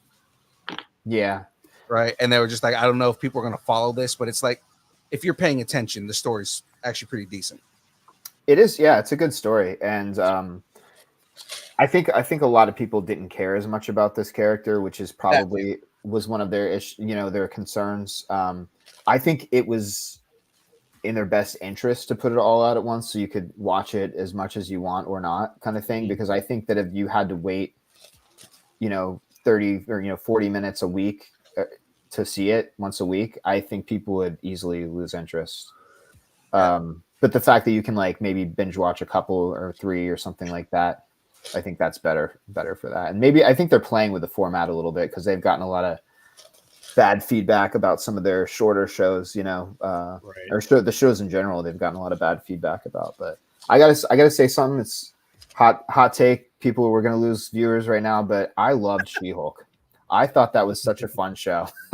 Well, you're in luck because we have vocally said multiple times, but both myself and Graveyard, that we love that show. So that show's awesome. Like people hate so much on it, and it's like, what were you expecting from She-Hulk? She breaks the fourth wall. I mean, it's silly. It's supposed to be silly. Like, I think they're expecting Ally McBeal level comedy with She-Hulk. Because that's where they pitched it to all of us, was a comedic crime drama. It's true. It's true. And maybe I think there's going to be a second season, so maybe they'll up it a little bit. But I don't know. I thought it was really fun, honestly, for what it was and how much hate it's getting. It's like it's better than some of the shows, to be honest. It's a lot of necessary heat, and like for me, it's like I thought it was a great show. I thought they did a really good job with balancing the character and the comedy and everything that was on that. And then, I mean, at first I was like, oh, they changed the origin story. And I was kind of like a little bit iffy on that. But then when I watched it, I was like, no, this is a good update to her story. She's not a damsel in distress anymore. Right. Right. Like if you know how Jennifer Walters starts off, she's a damsel in distress. She's like, somebody's trying to assassinate her. Somebody saves her and she, essentially becomes the Hulk through a blood transfusion. And it's like, right. This is much better. They get in a car accident. Banner's blood gets caught in her. And, he basically is just like, I need to save my cousin. And it becomes less of a damsel in distress and more of like a empowerment thing. And I think that makes her character better. Yeah. I mean, she's a huge, like a strong character. Like there's no reason for her to be in distress. But yeah, I mean, she kind of is the damsel in distress in the beginning, in the aspect that she needs the blood transfusion and Hulk helps her, kind of thing, So they still kind of kept an aspect of that, I guess. But they kept the imagining of it. It was right. Still blood related from Hulk. Right. Therefore, they kept the essence of it. Yeah, right. Like they cut that out like halfway through it because you're thinking that it's like a damsel in distress because Bruce thinks he needs to teach her how to be a Hulk, and then she like shows him like, I don't need your help, dude, and it's like, oh, right. Okay, well, that's not what I thought was going to happen here. Well, and people get selectively Puritan about that stuff, and like it, you know, it like mirroring the original comics, but the original comics, a lot of them from the 60s, the 70s, you know, like they need an update anyway. They need a facelift, and pretty much any movie or show you see from the MCU has had some sort of facelift or change of some sort, and it's just like we're living in 2024 now. You know, I mean, it's like it's going to be different. It's going to be different. It's We're in to a be different world. expected. Like Tony Stark's story got updated and it made 100% sense. Exactly. We'll get to that, Darren. When we do the pluggables, we'll have him plug his Instagram. Don't worry, Darren. Right. So, Sorry, I'm not paying attention to the chat. I'm sorry, guys. no worries, man. Asking So questions. before we get onto the bracket here, and you're more than welcome to stay for the bracket. We only got about 30 minutes after this, Okay. and the bracket is just we Graveyard. What's our bracket right now? Best speedsters. We haven't started it yet, so That's right. So we're doing like a March Madness style bracket on who's the best speedster. Okay. Between Marvel, DC, Image, like whatever speedsters are in existence. whatever I picked, I put some randos in there too. So Yeah, he did. There's like Sonic the Hedgehog and stuff like that in there. It's great. He's a cool speedster. He is a speedster. He Yeah. does have control of the Speed Force. I love it. So some wrap up questions I have for you here. I'm gonna ask you the hardest question that anyone has ever asked you in your life. Are you prepared for this? I don't know if I can be, but yeah, let's go. All right, man. Here we Do go. it. What is your favorite kind of taco? Street tacos. Well, what kind? That's the question. Like what meat? What Yeah. Like, What do if you were- like? What do you like on your taco? carnitas? Yeah. Do you like cheese salsa? Do you like es todo? I love all of that stuff, but Jalapeno? I think a lot of like traditional tacos don't have cheese though, right? Not unless you're Philippe. Yeah, I put cheese on mine. Now I'm Hispanic, but I like cheese on my tacos.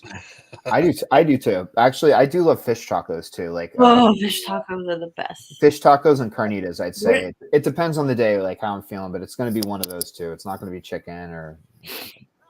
I like a good chicken taco.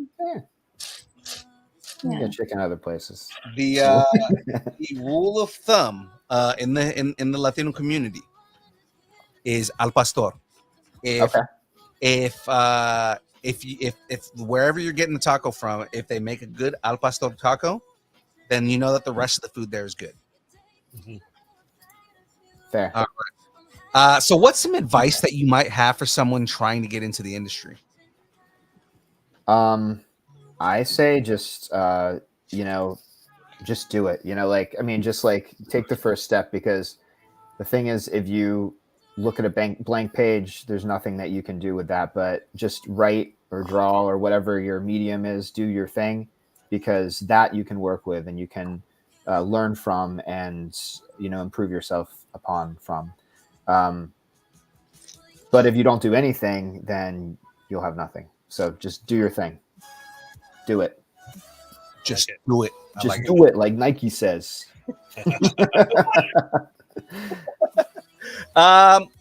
So again, another hard-hitting question for you here.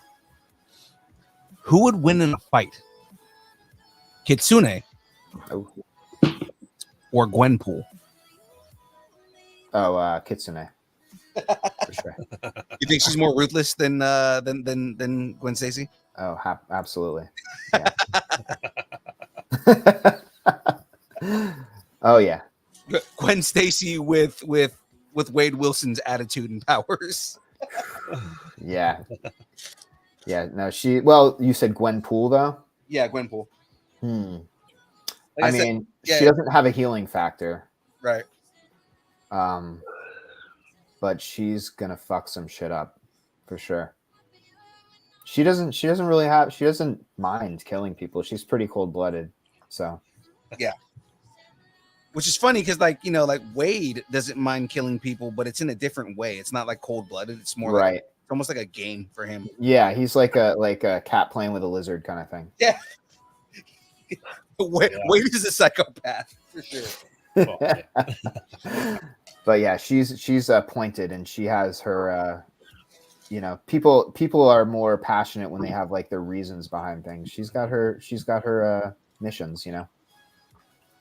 So if that's the mission, to kill Gwenpool, then Gwenpool gonna die. Yeah, just Yeah.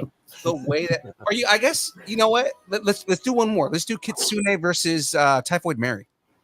Ooh, that's tough. I feel like Typhoid Mary probably skill wise and demeanor wise probably matches Kitsune a little more. Mm-hmm.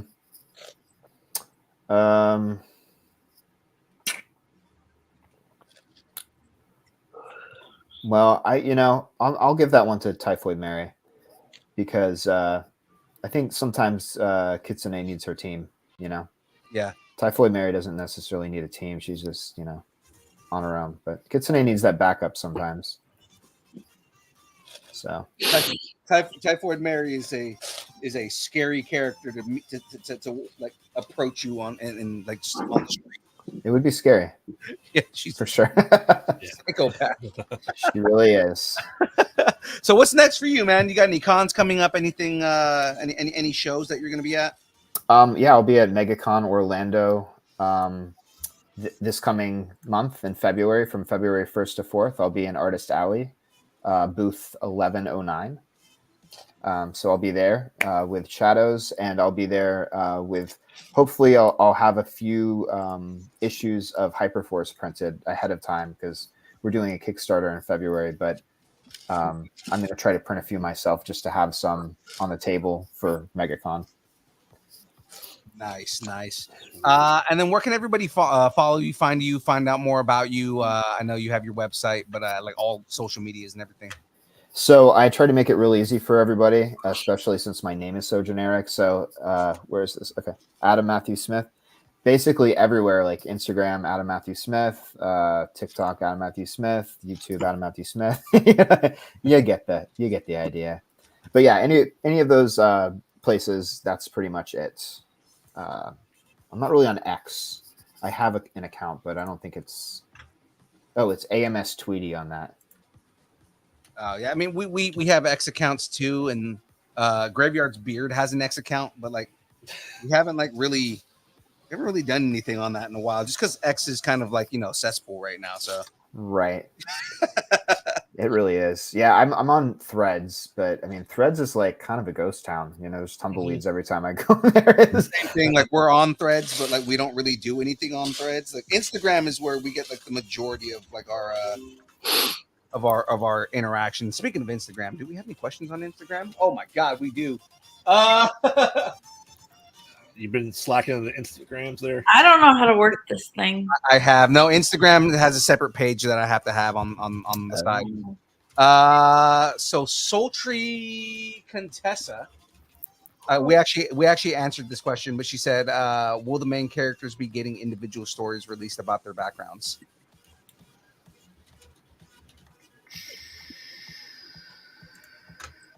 What?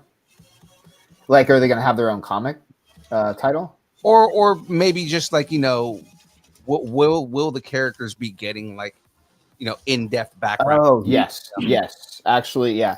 So in Hyperforce, what it's gonna turn into is Soren, who's the Forest King, is kind of gonna become their in-house therapist, and so you're gonna hear some of their grievances and backstory through them kind of venting to him and trying to get it off their chest. Is that a callback to The Sopranos? I just found out that The Sopranos was like that. It could be influenced by that. Guess we'll have to read to find out more. It's funny because Jack asked me the other day. She goes, "So what's The Sopranos about?" And I was like, "It's basically like the New Jersey mob." But that's not what I said. That's not what I said. I said, have you ever watched The Sopranos? I said, what kind, like what, like, I know it's about the mob, but like, I know, what is it about? And like Sons of Anarchy, it's about a motorcycle like club, but like, what is it about? Right. So he said, it's basically about this like mobster. He like goes to a therapist. And I said, what? Because I work in therapy. I'm not a therapist, but I work in therapy. So I was like, wait, what? Yeah, no, it's a cool concept. The Sopranos Yeah. is awesome. A lot of Um, the story is just basically Tony trying to get things off of his chest and figure out how to control his family. Yeah, yeah. It's I've always been interested in psychology, but I'm not a therapist either. But yeah, it's kind of like, and Soren even says that in the book. He's like, I'm not a licensed therapist. Just want to, remind you, like I'm here to listen, but kind of thing. But yeah, that's where you kind of hear some of their kind of backstories and grievances, kind of thing. Interesting vehicle to choose. Yeah. Sweet.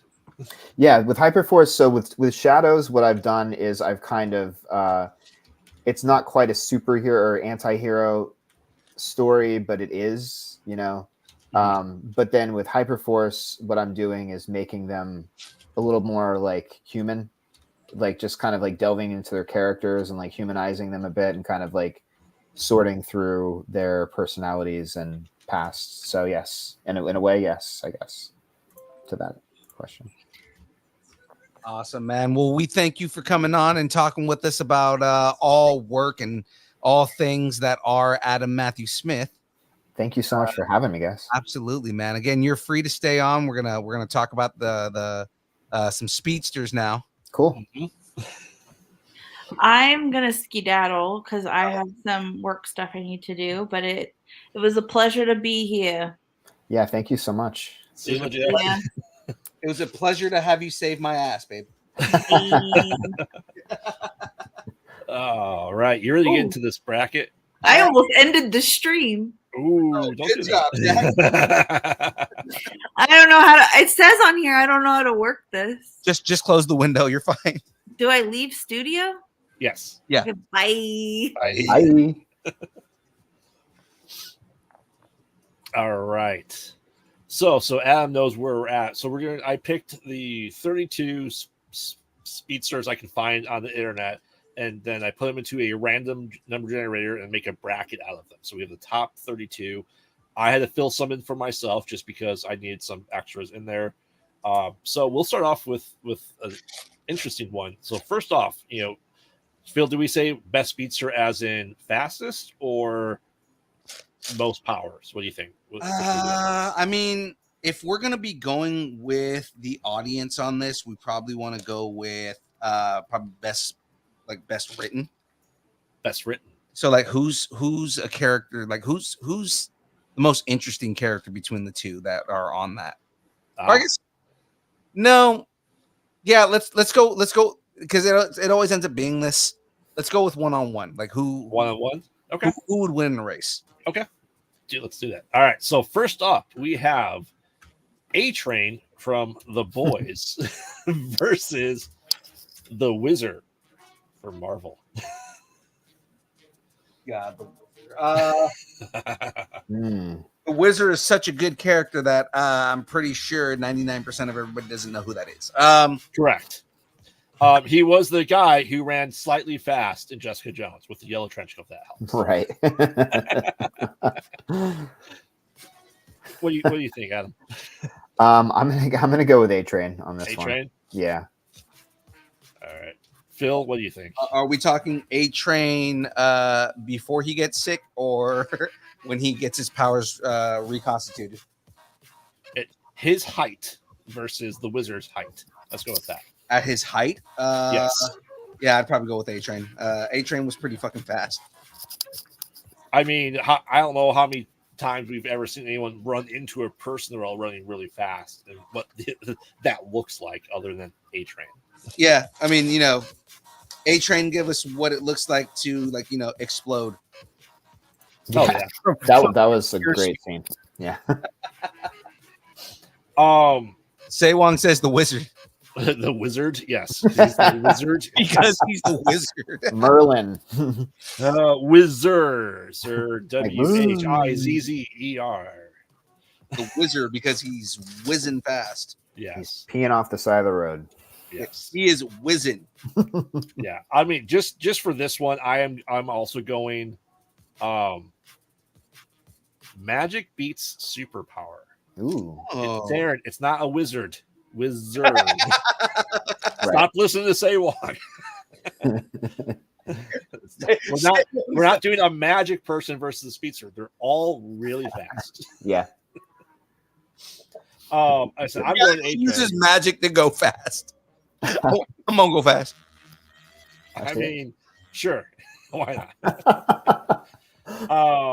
So yeah, Say Wong, you know, and Darren, it's Wizard. See if it changes your votes here.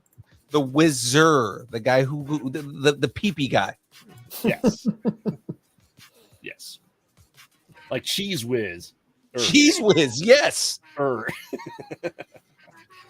right. Well, while they're talking and saying hi, Figure out their lives. I don't know if they're changing their minds here or not. So. We'll just, unless they both say Wizard, we'll go with A-Train for right now. So next up, Steve Austin, the $6 Million Man, versus You make them faster, stronger. Yes, versus the 6 million peso man, Speedy Gonzalez. Oh wow.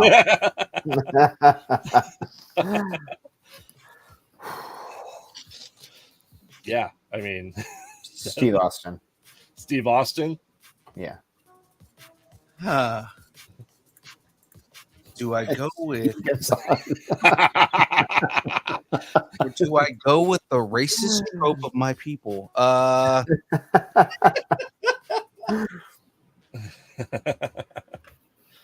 Or something that could put you in a stolen cold stunner, Steve Austin. Yeah, I know, right? Quickster. To be fair about like that whole concept of like, when everybody started getting mad saying like Speedy Gonzalez is racist. Yeah, we didn't really have very many heroes in my community. Speedy Gonzalez was one of them.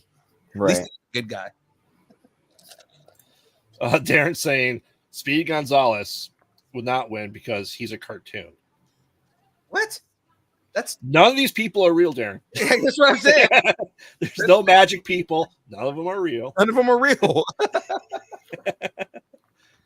I mean, what do you really think, though? I mean, if you had this pit Steve Austin versus Speedy Gonzalez, who do you think would win the race? It's a tough one. In a foot race. In a foot race, yes. Speedy Gonzalez versus the $6 Million Man. Mm-hmm. As cool as it is, like the sound that he makes when he runs. Yes. I think Speedy Gonzalez generally was a faster character. Mm-hmm. So I think I'm going to go with Speedy Gonzalez on this. Andale, arriba. No, Darren saying $6 Million Man is real now with high tech innovation. He wouldn't cost $6 million though. He'd be a $6 billion. Billion, yeah. For real. Like a $6 million man now is like, just a dude with a regular ass prosthetic. Yes. I mean, I thoroughly enjoy Robots Chicken. We can rebuild them. We have technology, but I don't want to spend a lot of money. He's like a garbage can leg and a broom for him. That's how much $6 million would get you nowadays. Right? All right. So everyone's saying Steve Austin. So $6 Million Man moves on there for that one. All right. So next up, we have Velocity versus Gladiator. Velocity versus who? Gladiator. From the Shi'ar Empire. Yeah. Oh, yeah. Gladiator is, for those of you who don't know, Gladiator is basically another Superman knockoff. Mm-hmm. Yes. And Velocity is from Image Comics. Mm-hmm. Yes. I'm going to go with Gladiator. Yeah, I think I go Gladiator too. Yeah, I would say that as well, just because Velocity is cybernetic. So it's essentially an amped up $6 million man. We're going with the $6 million man again? We are. Velocity. Wow, so Wong says Velocity because Gladiator is an insult. Oh, dang. I didn't realize you're from the Shi'ar Empire, Say Wong. Gladiator is an insult. And like, we're talking about like one of 10 characters that are Superman knockoffs in the Marvel universe. Very true. except not as boring. Oh, dang. You're gonna get some backlash on that. That hurts. That hurts. Everyone knows I'm a big DC fan. Yeah, he is famously not a fan of Superman, so it's like I enjoy the Big Blue Boy Scout. So I mean, but I was saying I enjoy his stories when he's not the most OP dude on the field, Yeah. right? I'm Like not, his I'm not a stories, huge Superman fan either. So like his stories are much more enjoyable when the writer tones him down yeah. Mhm. and he has to work as a team with people. Like, it's what I loved about Bruce Timm's version of Superman is that he was so toned down that he couldn't take on Darkseid by himself, so he needed the Justice League. Mhm. You know, that makes more compelling stories for Superman because when you're just a god that can do whatever you need, yeah, that's boring. But you put him in a position where he needs help or there's growth that needs to happen, or like All-Star Superman is actually a really good storyline, you know, like things like that. Yeah. I mean, I also say Gladiator because I'm not sure Velocity can, travel as fast as she can through space. I 100% go with Gladiator on Yeah. this because I think he's also a better written character. Yeah. Sorry to say it. I agree. Yeah. I think the only person that voted for Velocity was Darren. So. All right. So Gladiator's too buff, so slow down when he moves. And you haven't seen him go from planet to planet. He went ahead of spaceships. He's flying faster than spaceships this year, Empire. Yeah. Who are actually, like creating wormholes. Yeah. All right. So Gladiator moves on. Next up, this is an interesting one. Darkseid versus Quicksilver. Oh. Darkseid doesn't really move that fast himself. I mean, he does, but he's not like super fast. It's more his Omega beams are like instant. So are we talking? We have to clarify this. Is it Darkseid himself, or are you like racing his Omega beams? Himself. Doesn't Darkseid more so like teleport than move fast? Yeah, he's kind of like he's kind of like Goku with his instant transmission. I mean, but he's fast enough to move his molecules instantaneously. Yeah. I don't know. In this case, just because the Flash has been able to outrun Darkseid pretty easily. So, and we're talking Quicksilver, who is the 100% yeah, he's like the equivalent to Flash in Marvel. So I mean, like, I kind of want to give it to Quicksilver as much as the argument easy enough is what Say Wong is saying is he is the omnipotent, right? Like, Darkseid does what the fuck he wants when he wants, right? But I mean, like, if we're talking speedsters, I think Quicksilver takes it on him. I think I agree with that. Just on speed alone. Yeah, speed alone. Yeah, like I said, I pulled some of this from this list. Yeah, I mean, Darkseid is fast, obviously, but not the fastest. He's still fast compared to, probably people outside the Justice. He's faster than Green Arrow. Yeah, but he's not like the Flash where he's like fast as fuck, boy. Yeah. Right. All right. Easy. Quicksilver moves on. All right. Oh boy, we're back in Acme territories. Oh man, the Roadrunner. Okay. Versus Goku. Ooh. Oh, okay. So this is where I was just talking about, like, instant transmission with Goku, right? Mm-hmm. You have he is fast. Like the one of the things that you talk about with Goku, like if you ever watch Dragon Ball Z, the whole point of why they look like they're teleporting is because they're so fast that they're faster than the naked eye can follow. Mm-hmm. Right? The Roadrunner's fast, right? But he's not. I don't think he's instant fast the way that Goku is. Interesting. So I think that I think that the limitation that the Roadrunner has is that he's just a bird that runs, but Goku, again, he can move faster than the speed of light, essentially, because he moves so fast that your eye can't track him. All right. Hmm. Counterpoint. Ready? Give me the counterpoint, man. Roadrunner flat out, goes through open air and is so fast that his molecules can speed into mountainsides and go through them. I mean, Goku does stuff similar to that too, though. That's the thing.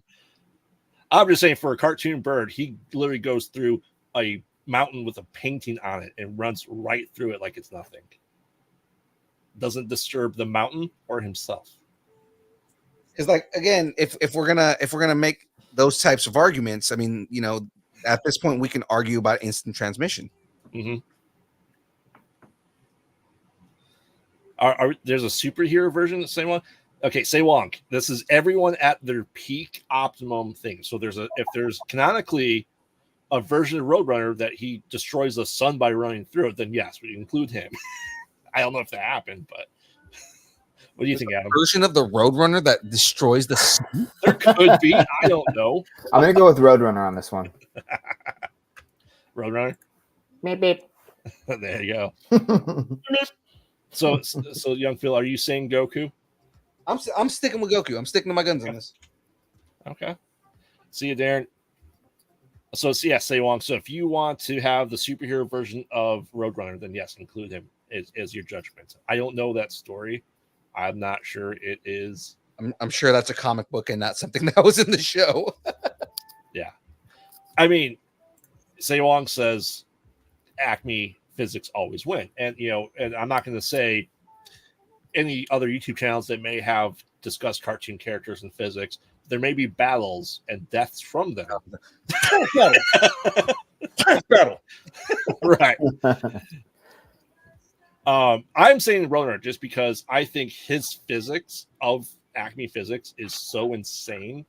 I'm pretty sure he turned to dust and came back. Now, is that just a different form of teleportation? Maybe.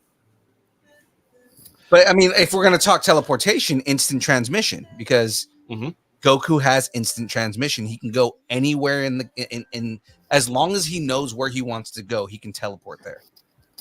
Yeah. So the question is, who would the Wile E. Coyote catch first, Roadrunner or Goku? Well, definitely neither of them. He's gonna run into a wall. Oh yeah. He's gonna have a long monologue about him being a super genius. Wile E. Coyote, Oh yes. super genius.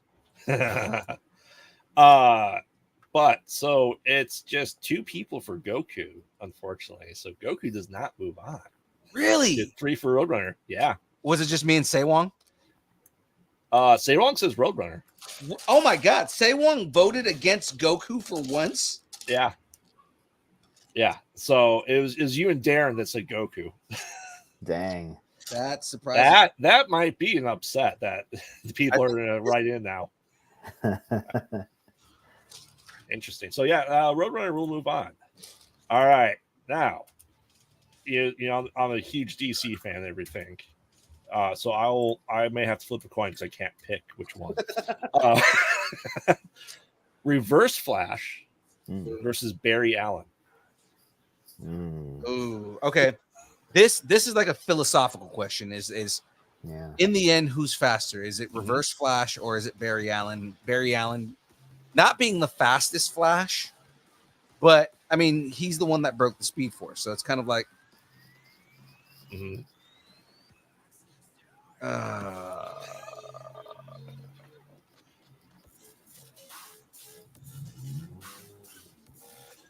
I think canonically, technically, Reverse Flash is faster than Barry Allen.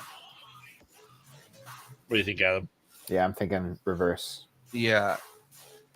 Because I think in the stories, it's always that Barry has to find another way to defeat him because he cannot outrun him. Yeah. I will. you guys persuaded me to pick Reverse Flash. I had to pick him over Barry Allen, so I will say Reverse Flash as well. All right, let's see what Say Wong has to say. But as of right now, I think Reverse Flash is moving forward.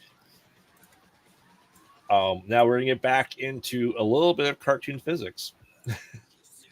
Taz, the Tasmanian Tiger. Tasmanian Tiger, is that what he is now? He's always been a Tasmanian Tiger. Tasmanian Devil. It's the same thing. Versus Wally West. Oh gosh. Oh god.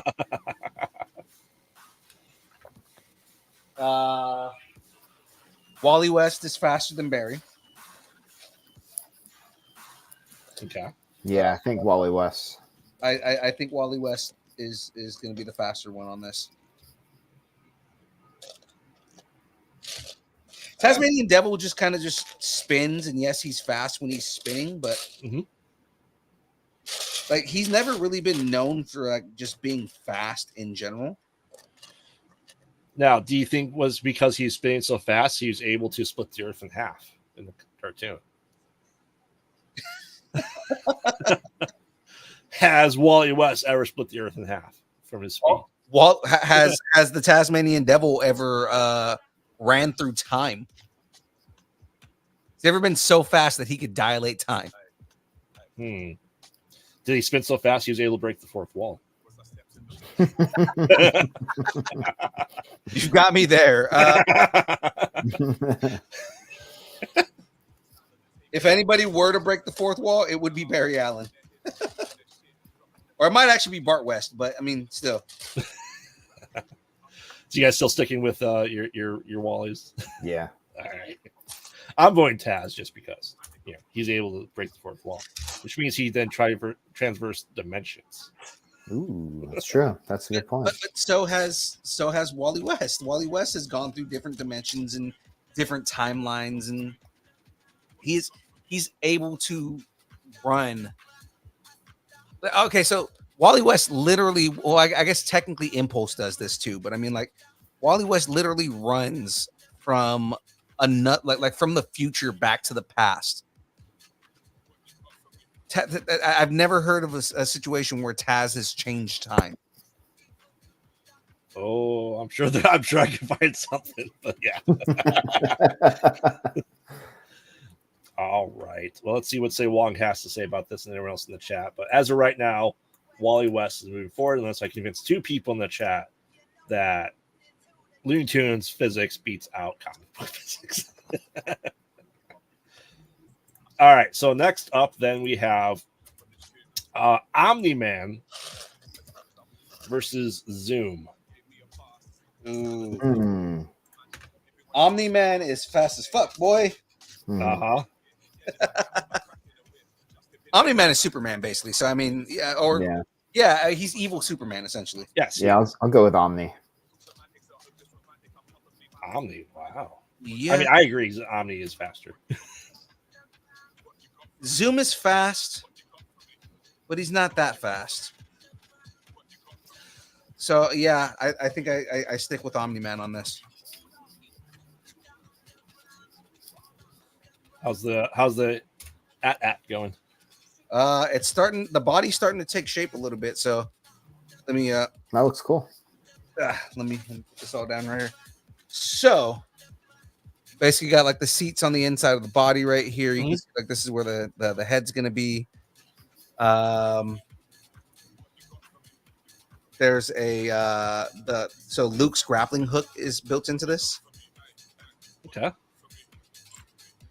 Yeah, and it like is going through another part of the ship here. So on the bottom right here is like a little thing on the bottom, and it's got a thing right here where you can pull it up. So then that way, when you attach Luke to it, it pulls him up.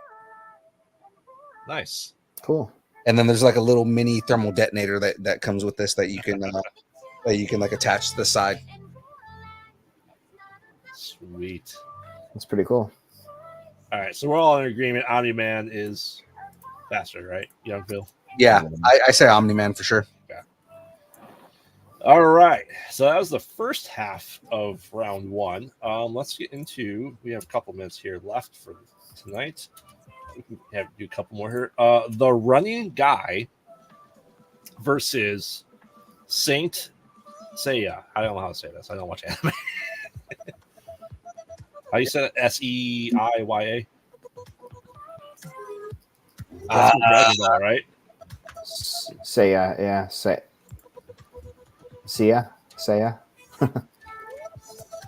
Hold on, what is it? Saint what? Seiya. Sorry. Oh, that's an anime from Knights of the Zodiac. Apparently, Yeah, It's manga. it's manga. Yeah. So- Thank you for spelling it. Sewong doesn't help me pronounce it. Okay, so we're saying Seiya versus who? The Running Guy. The Running Guy. Yeah. You know the Running Guy? I'm not familiar with that one. He's from The Tick. Oh, oh, As soon as I pulled it up, I was like, the Running Guy. I forgot about him. It said Tick Wikipedia. I was like, oh, from the Tick. Okay. Yeah. Well, I'm not really familiar with Saint Seiya, Yeah, I'm not either. so I'm gonna go with the Running Guy just based off of what I know. Sei Wong would know this character. Uh-huh. Just because Sei Wong is our resident He is. anime fan Enthusiast. enthusiast. I watch some anime. I don't watch everything that's out there though. So Sewong, you're saying the non-anime one? You're saying the Tick one? I'm very surprised. I put this on here for you. you Just put it for on you, there Sewong. knowing that he would be like, yeah, no, Sei Wong would pick the anime character. Like I said, I was trying to pick out, like I said, stuff from different mediums I could find. So it's not just it wasn't just gonna be DC versus Marvel. See, well, the fastest one from the manga. So I don't know. Like I said, I know the Running Guy barely. Yeah, Pretty sure he was in the cartoon of the Tick from the 90s. yeah. I had forgotten about him, but yeah. Oh, man. Too bad that the Amazon series didn't get another season because I know that was pretty good. Mhm. Oh, I agree. All right, so while Sewong's picking which character he wants to use from that series, we'll pick probably one of the last ones here, Silver Surfer Ooh. versus 100 cups of coffee, Fry from Futurama. Fry with cups of coffee. That's a hard one, man. Silver Surfer is another one of those guys that's so fast he can get from one side of the galaxy to the next. Yeah, I gotta go Silver Surfer for sure. But That's funny though. cups of coffee Fry. Oh man, he was pretty fast. Mm-hmm. So let me ask you this, just as a food for thought here. Fry is a normal person that's able to transcend time and slow it down to the point of Quicksilver with just coffee, versus Silver Surfer, who gets all his powers from the surfboard. but they both need something external to do it, right? Yes, I'm saying if Fry had the surfboard, he'd be Silver Surfer. Could Silver Surfer drink 100 cups of coffee and stop time? I see what you're saying.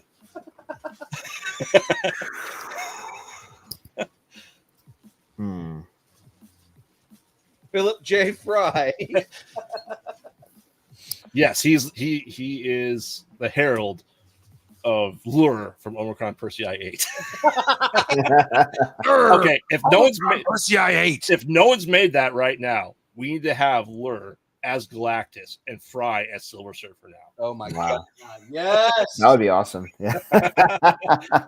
All of our artists out there, we need that. Like, Commission it. not a request. It's a need. I It's a need demand. that in my life. I think we just stumbled on a new series that could get created. I am Lur from Omicron Cursi 8. Because Silver Surfer's powers can be taken away. That is not wrong. Okay. There has been a case where Silver Surfer's powers were taken from him from Galactus. Or by Doom in Fantastic Four Horizons. Right. He was just a guy. Yeah. Because we know that is famously canon. Right. Oh yeah. I mean, I'm saying Fry. Just because. I'll stick with the Surfer. Yeah. I'm going with the Surfer, dude. Uh-oh. It's Surf's 2 versus 2. Surf's up. Oh no, we need a tiebreaker. We do need tiebreaker. Sewon said Fry. Always choose Fry, and I agree.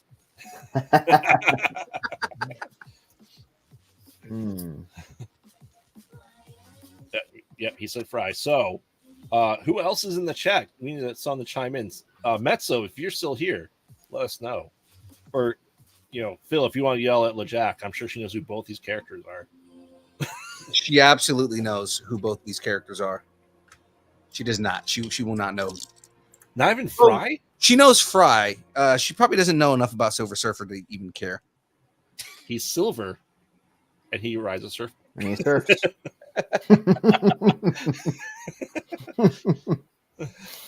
She'll just be like, and I care about this. Why? Because we're nerds, all right? You married a nerd, okay? I think we got a Fry tie. We got Fry tie. Oh, man. Well, we have the vote. I could save this if we want to pick this up next week and see if anyone also joins it. I'll keep Adam's tally in here as well. So it's 2-2. Nice. What do you think, Phil? We can do that. I mean, we're about 2 minutes over as it is. So Yeah. Ending on a draw. That's good. Oh, yeah. It's a cliffhanger on purpose. Dun dun dun. To be continued. Exactly.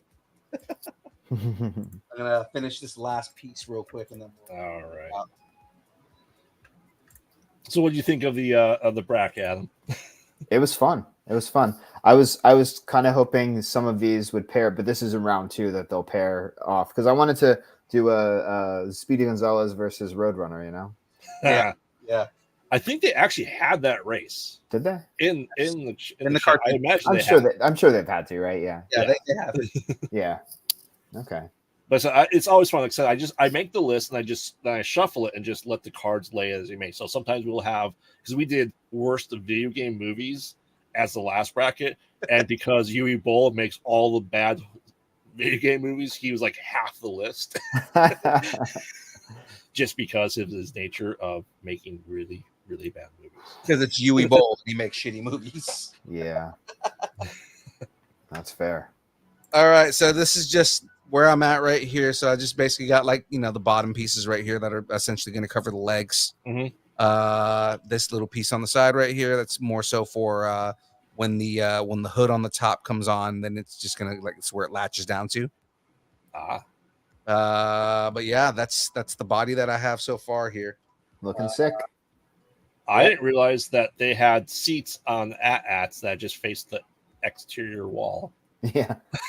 Yeah. So We're all looking at the wall. Everyone's in timeout. it is. So they're all terrain troop transports, right? So the whole point of them is, yes, they look like giant walkers that are destroying everything, but they are literally they do transport troops, right? So if you actually look at how real troop transports look, that's essentially how that whole thing works out in real life. They face the wall. The idea is with this, and yeah, they do face the wall. If you ever look on the inside of a C-130, right, they actually go both ways. So it's like you have stuff on the wall and there's stuff facing on the inside, right? So the idea with this is when it comes down, because the idea is that it drops down. There's a latch on the back that opens up and drops down. You guys can run out through the back, and then there are little, not wings, but it opens up on the sides, and guys can just run out of the side, like a DeLorean. Yeah, they're almost like Gull Wing, but I mean, it's the whole idea with it is rapid troop deployment, and you can deploy a shit ton of troops in a transport that big. I don't say rapid; they're very slow. I mean, rapid deployment meaning like I know. Once it gets down, then you have like a million dudes jumping out of this thing, right? Right. Yeah. The whole thing though is they made it functional after after they designed it, right? Lucas was like, oh hey, here are the cranes in Oakland. I like the way they look. Let's make walkers that look like these cranes in the Oakland shipping yards, right? And move like a camel. Yeah, and that was the whole thing. It's like we're gonna make these things move. They look imposing. They have like heavy artillery. They destroy everything. Oh, but we're supposed to make them troop transport. So let's find a way to make it a troop transport after the fact, right? So that's it. So guys, that's it from us this week. We've had a crap ton of fun. Adam, I hope you had some fun with this week, man. Yeah. With both the interview and talking nerdy with us, man. Absolutely. Thank you for having me. You are more than welcome to come on the show again at any point. Especially when you're when you got a Kickstarter going on. We actually just started a new segment on our Tuesday show called Comic Book Showcase. So cool. When you have a Kickstarter going or anything like that, just let us know, and you're more than welcome to come on and plug your Kickstarter, plug your books, plug anything that you got going on, man. We more than love to have you on again. Thanks for having me. Yeah, it was so much fun. Yeah, I'd love to come back. Awesome. So before we get going here, one more time, man, give everybody your pluggables. Let everybody know where they can find you at. All right. So AdamMatthewSmith.com, Instagram /AdamMatthewSmith, at Adam Matthew Smith on YouTube. Adam Matthew Smith. That's it. There you go. Yeah. Graveyard, give everybody your pluggable, sir. Yes, I am Graveyard, co-host of the Mostly Pod Out at Night Mostly podcast. They mostly Pod. at night. Mostly. You can find us with new releases every Wednesday over the Comic-Con Radio Network. Make sure to check that out. You can find me on all social media at Pod Out at Night. You can check all new stuff at Horror-Raven, Horror.Raven, which is a new group that I'm part of to help make horror movie shorts, trailers, short films, and feature films. So make sure to check that out. And make sure to check out Kyber K Productions. I'm over there 2 or 3 days a week. You can find me here on Thursdays on The Build and harassing Phil on Mondays while he's gaming. And tomorrow night on the Kings of Horror YouTube channel, the movie Split Screen is premiering live, and there'll be a Q&A afterwards with the directors Josh Brucker and Dylan Brown and myself and other cast and crew members from those movies. So make sure to check that out tomorrow night. That is 6 p.m. Pacific time, I believe. Awesome, man. And of course, ladies and gentlemen, you know who I am. I'm your boy, Young Phil. Distance Nerding, all the social medias. If you want to follow us everywhere that social media exists, on the Instagram, the Facebook, the Twitter, the Twitch, the TikTok, the Threads, the YouTube, Discord, MySpace, Vine, GeoCities, Friendster, Second Life, AIM, Farmers Only, Christian Mingle, OnlyFans. Only pictures of Aaron Watson's feet and mandals and the beard. And of course, ladies and gentlemen, if you'd like us to break up with your boyfriend, your girlfriend, significant other, pet, schoolyard bully, annoying neighbor, or just tell us how much you enjoy us, hate us, or wish the internet would completely consume us and spit us out at the feet of the gods, send us an email at dist. Where's my button? Dist. Insnerding at AOL.com.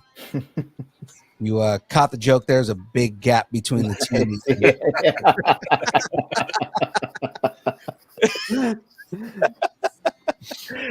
Just inserting at AOL.com, and we will read it out on the Tuesday show, guys. We get enough emails. We may actually just do a separate mailbag episode completely and just say, hey, what's up? Here's all the mail that you guys are throwing at us. I want hate mail. We never get hate mail. We always get fan mail, and people are like, hey, we love the show. It's great. Keep doing what you're doing. Like, I want somebody to tell me they hate me. I hate your voice. You are annoying as shit. That is it from us, ladies and gentlemen. Adam, we didn't warn you, but we do something here called the dance party. Basically, what you're going to do is once we hit the theme music here, you're just going to grab something around you, whether it's a toy or a drawing, anything, and just make it dance on screen, man. So let's get this going, ladies and gentlemen. It's time for the dance party. There we go. We'll start here.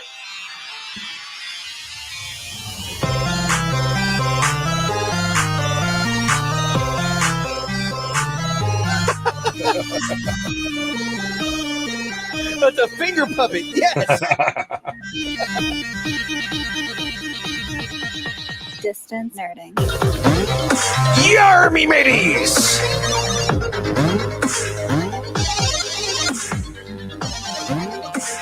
Swing, swing, swing, swing, swing. Button.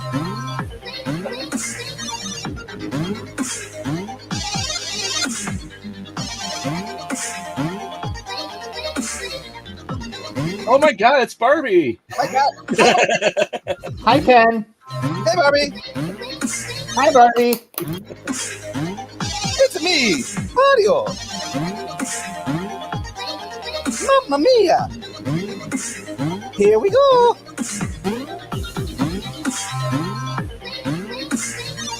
Is she twerking? Yeah. Twerking. Down with the patriarchy.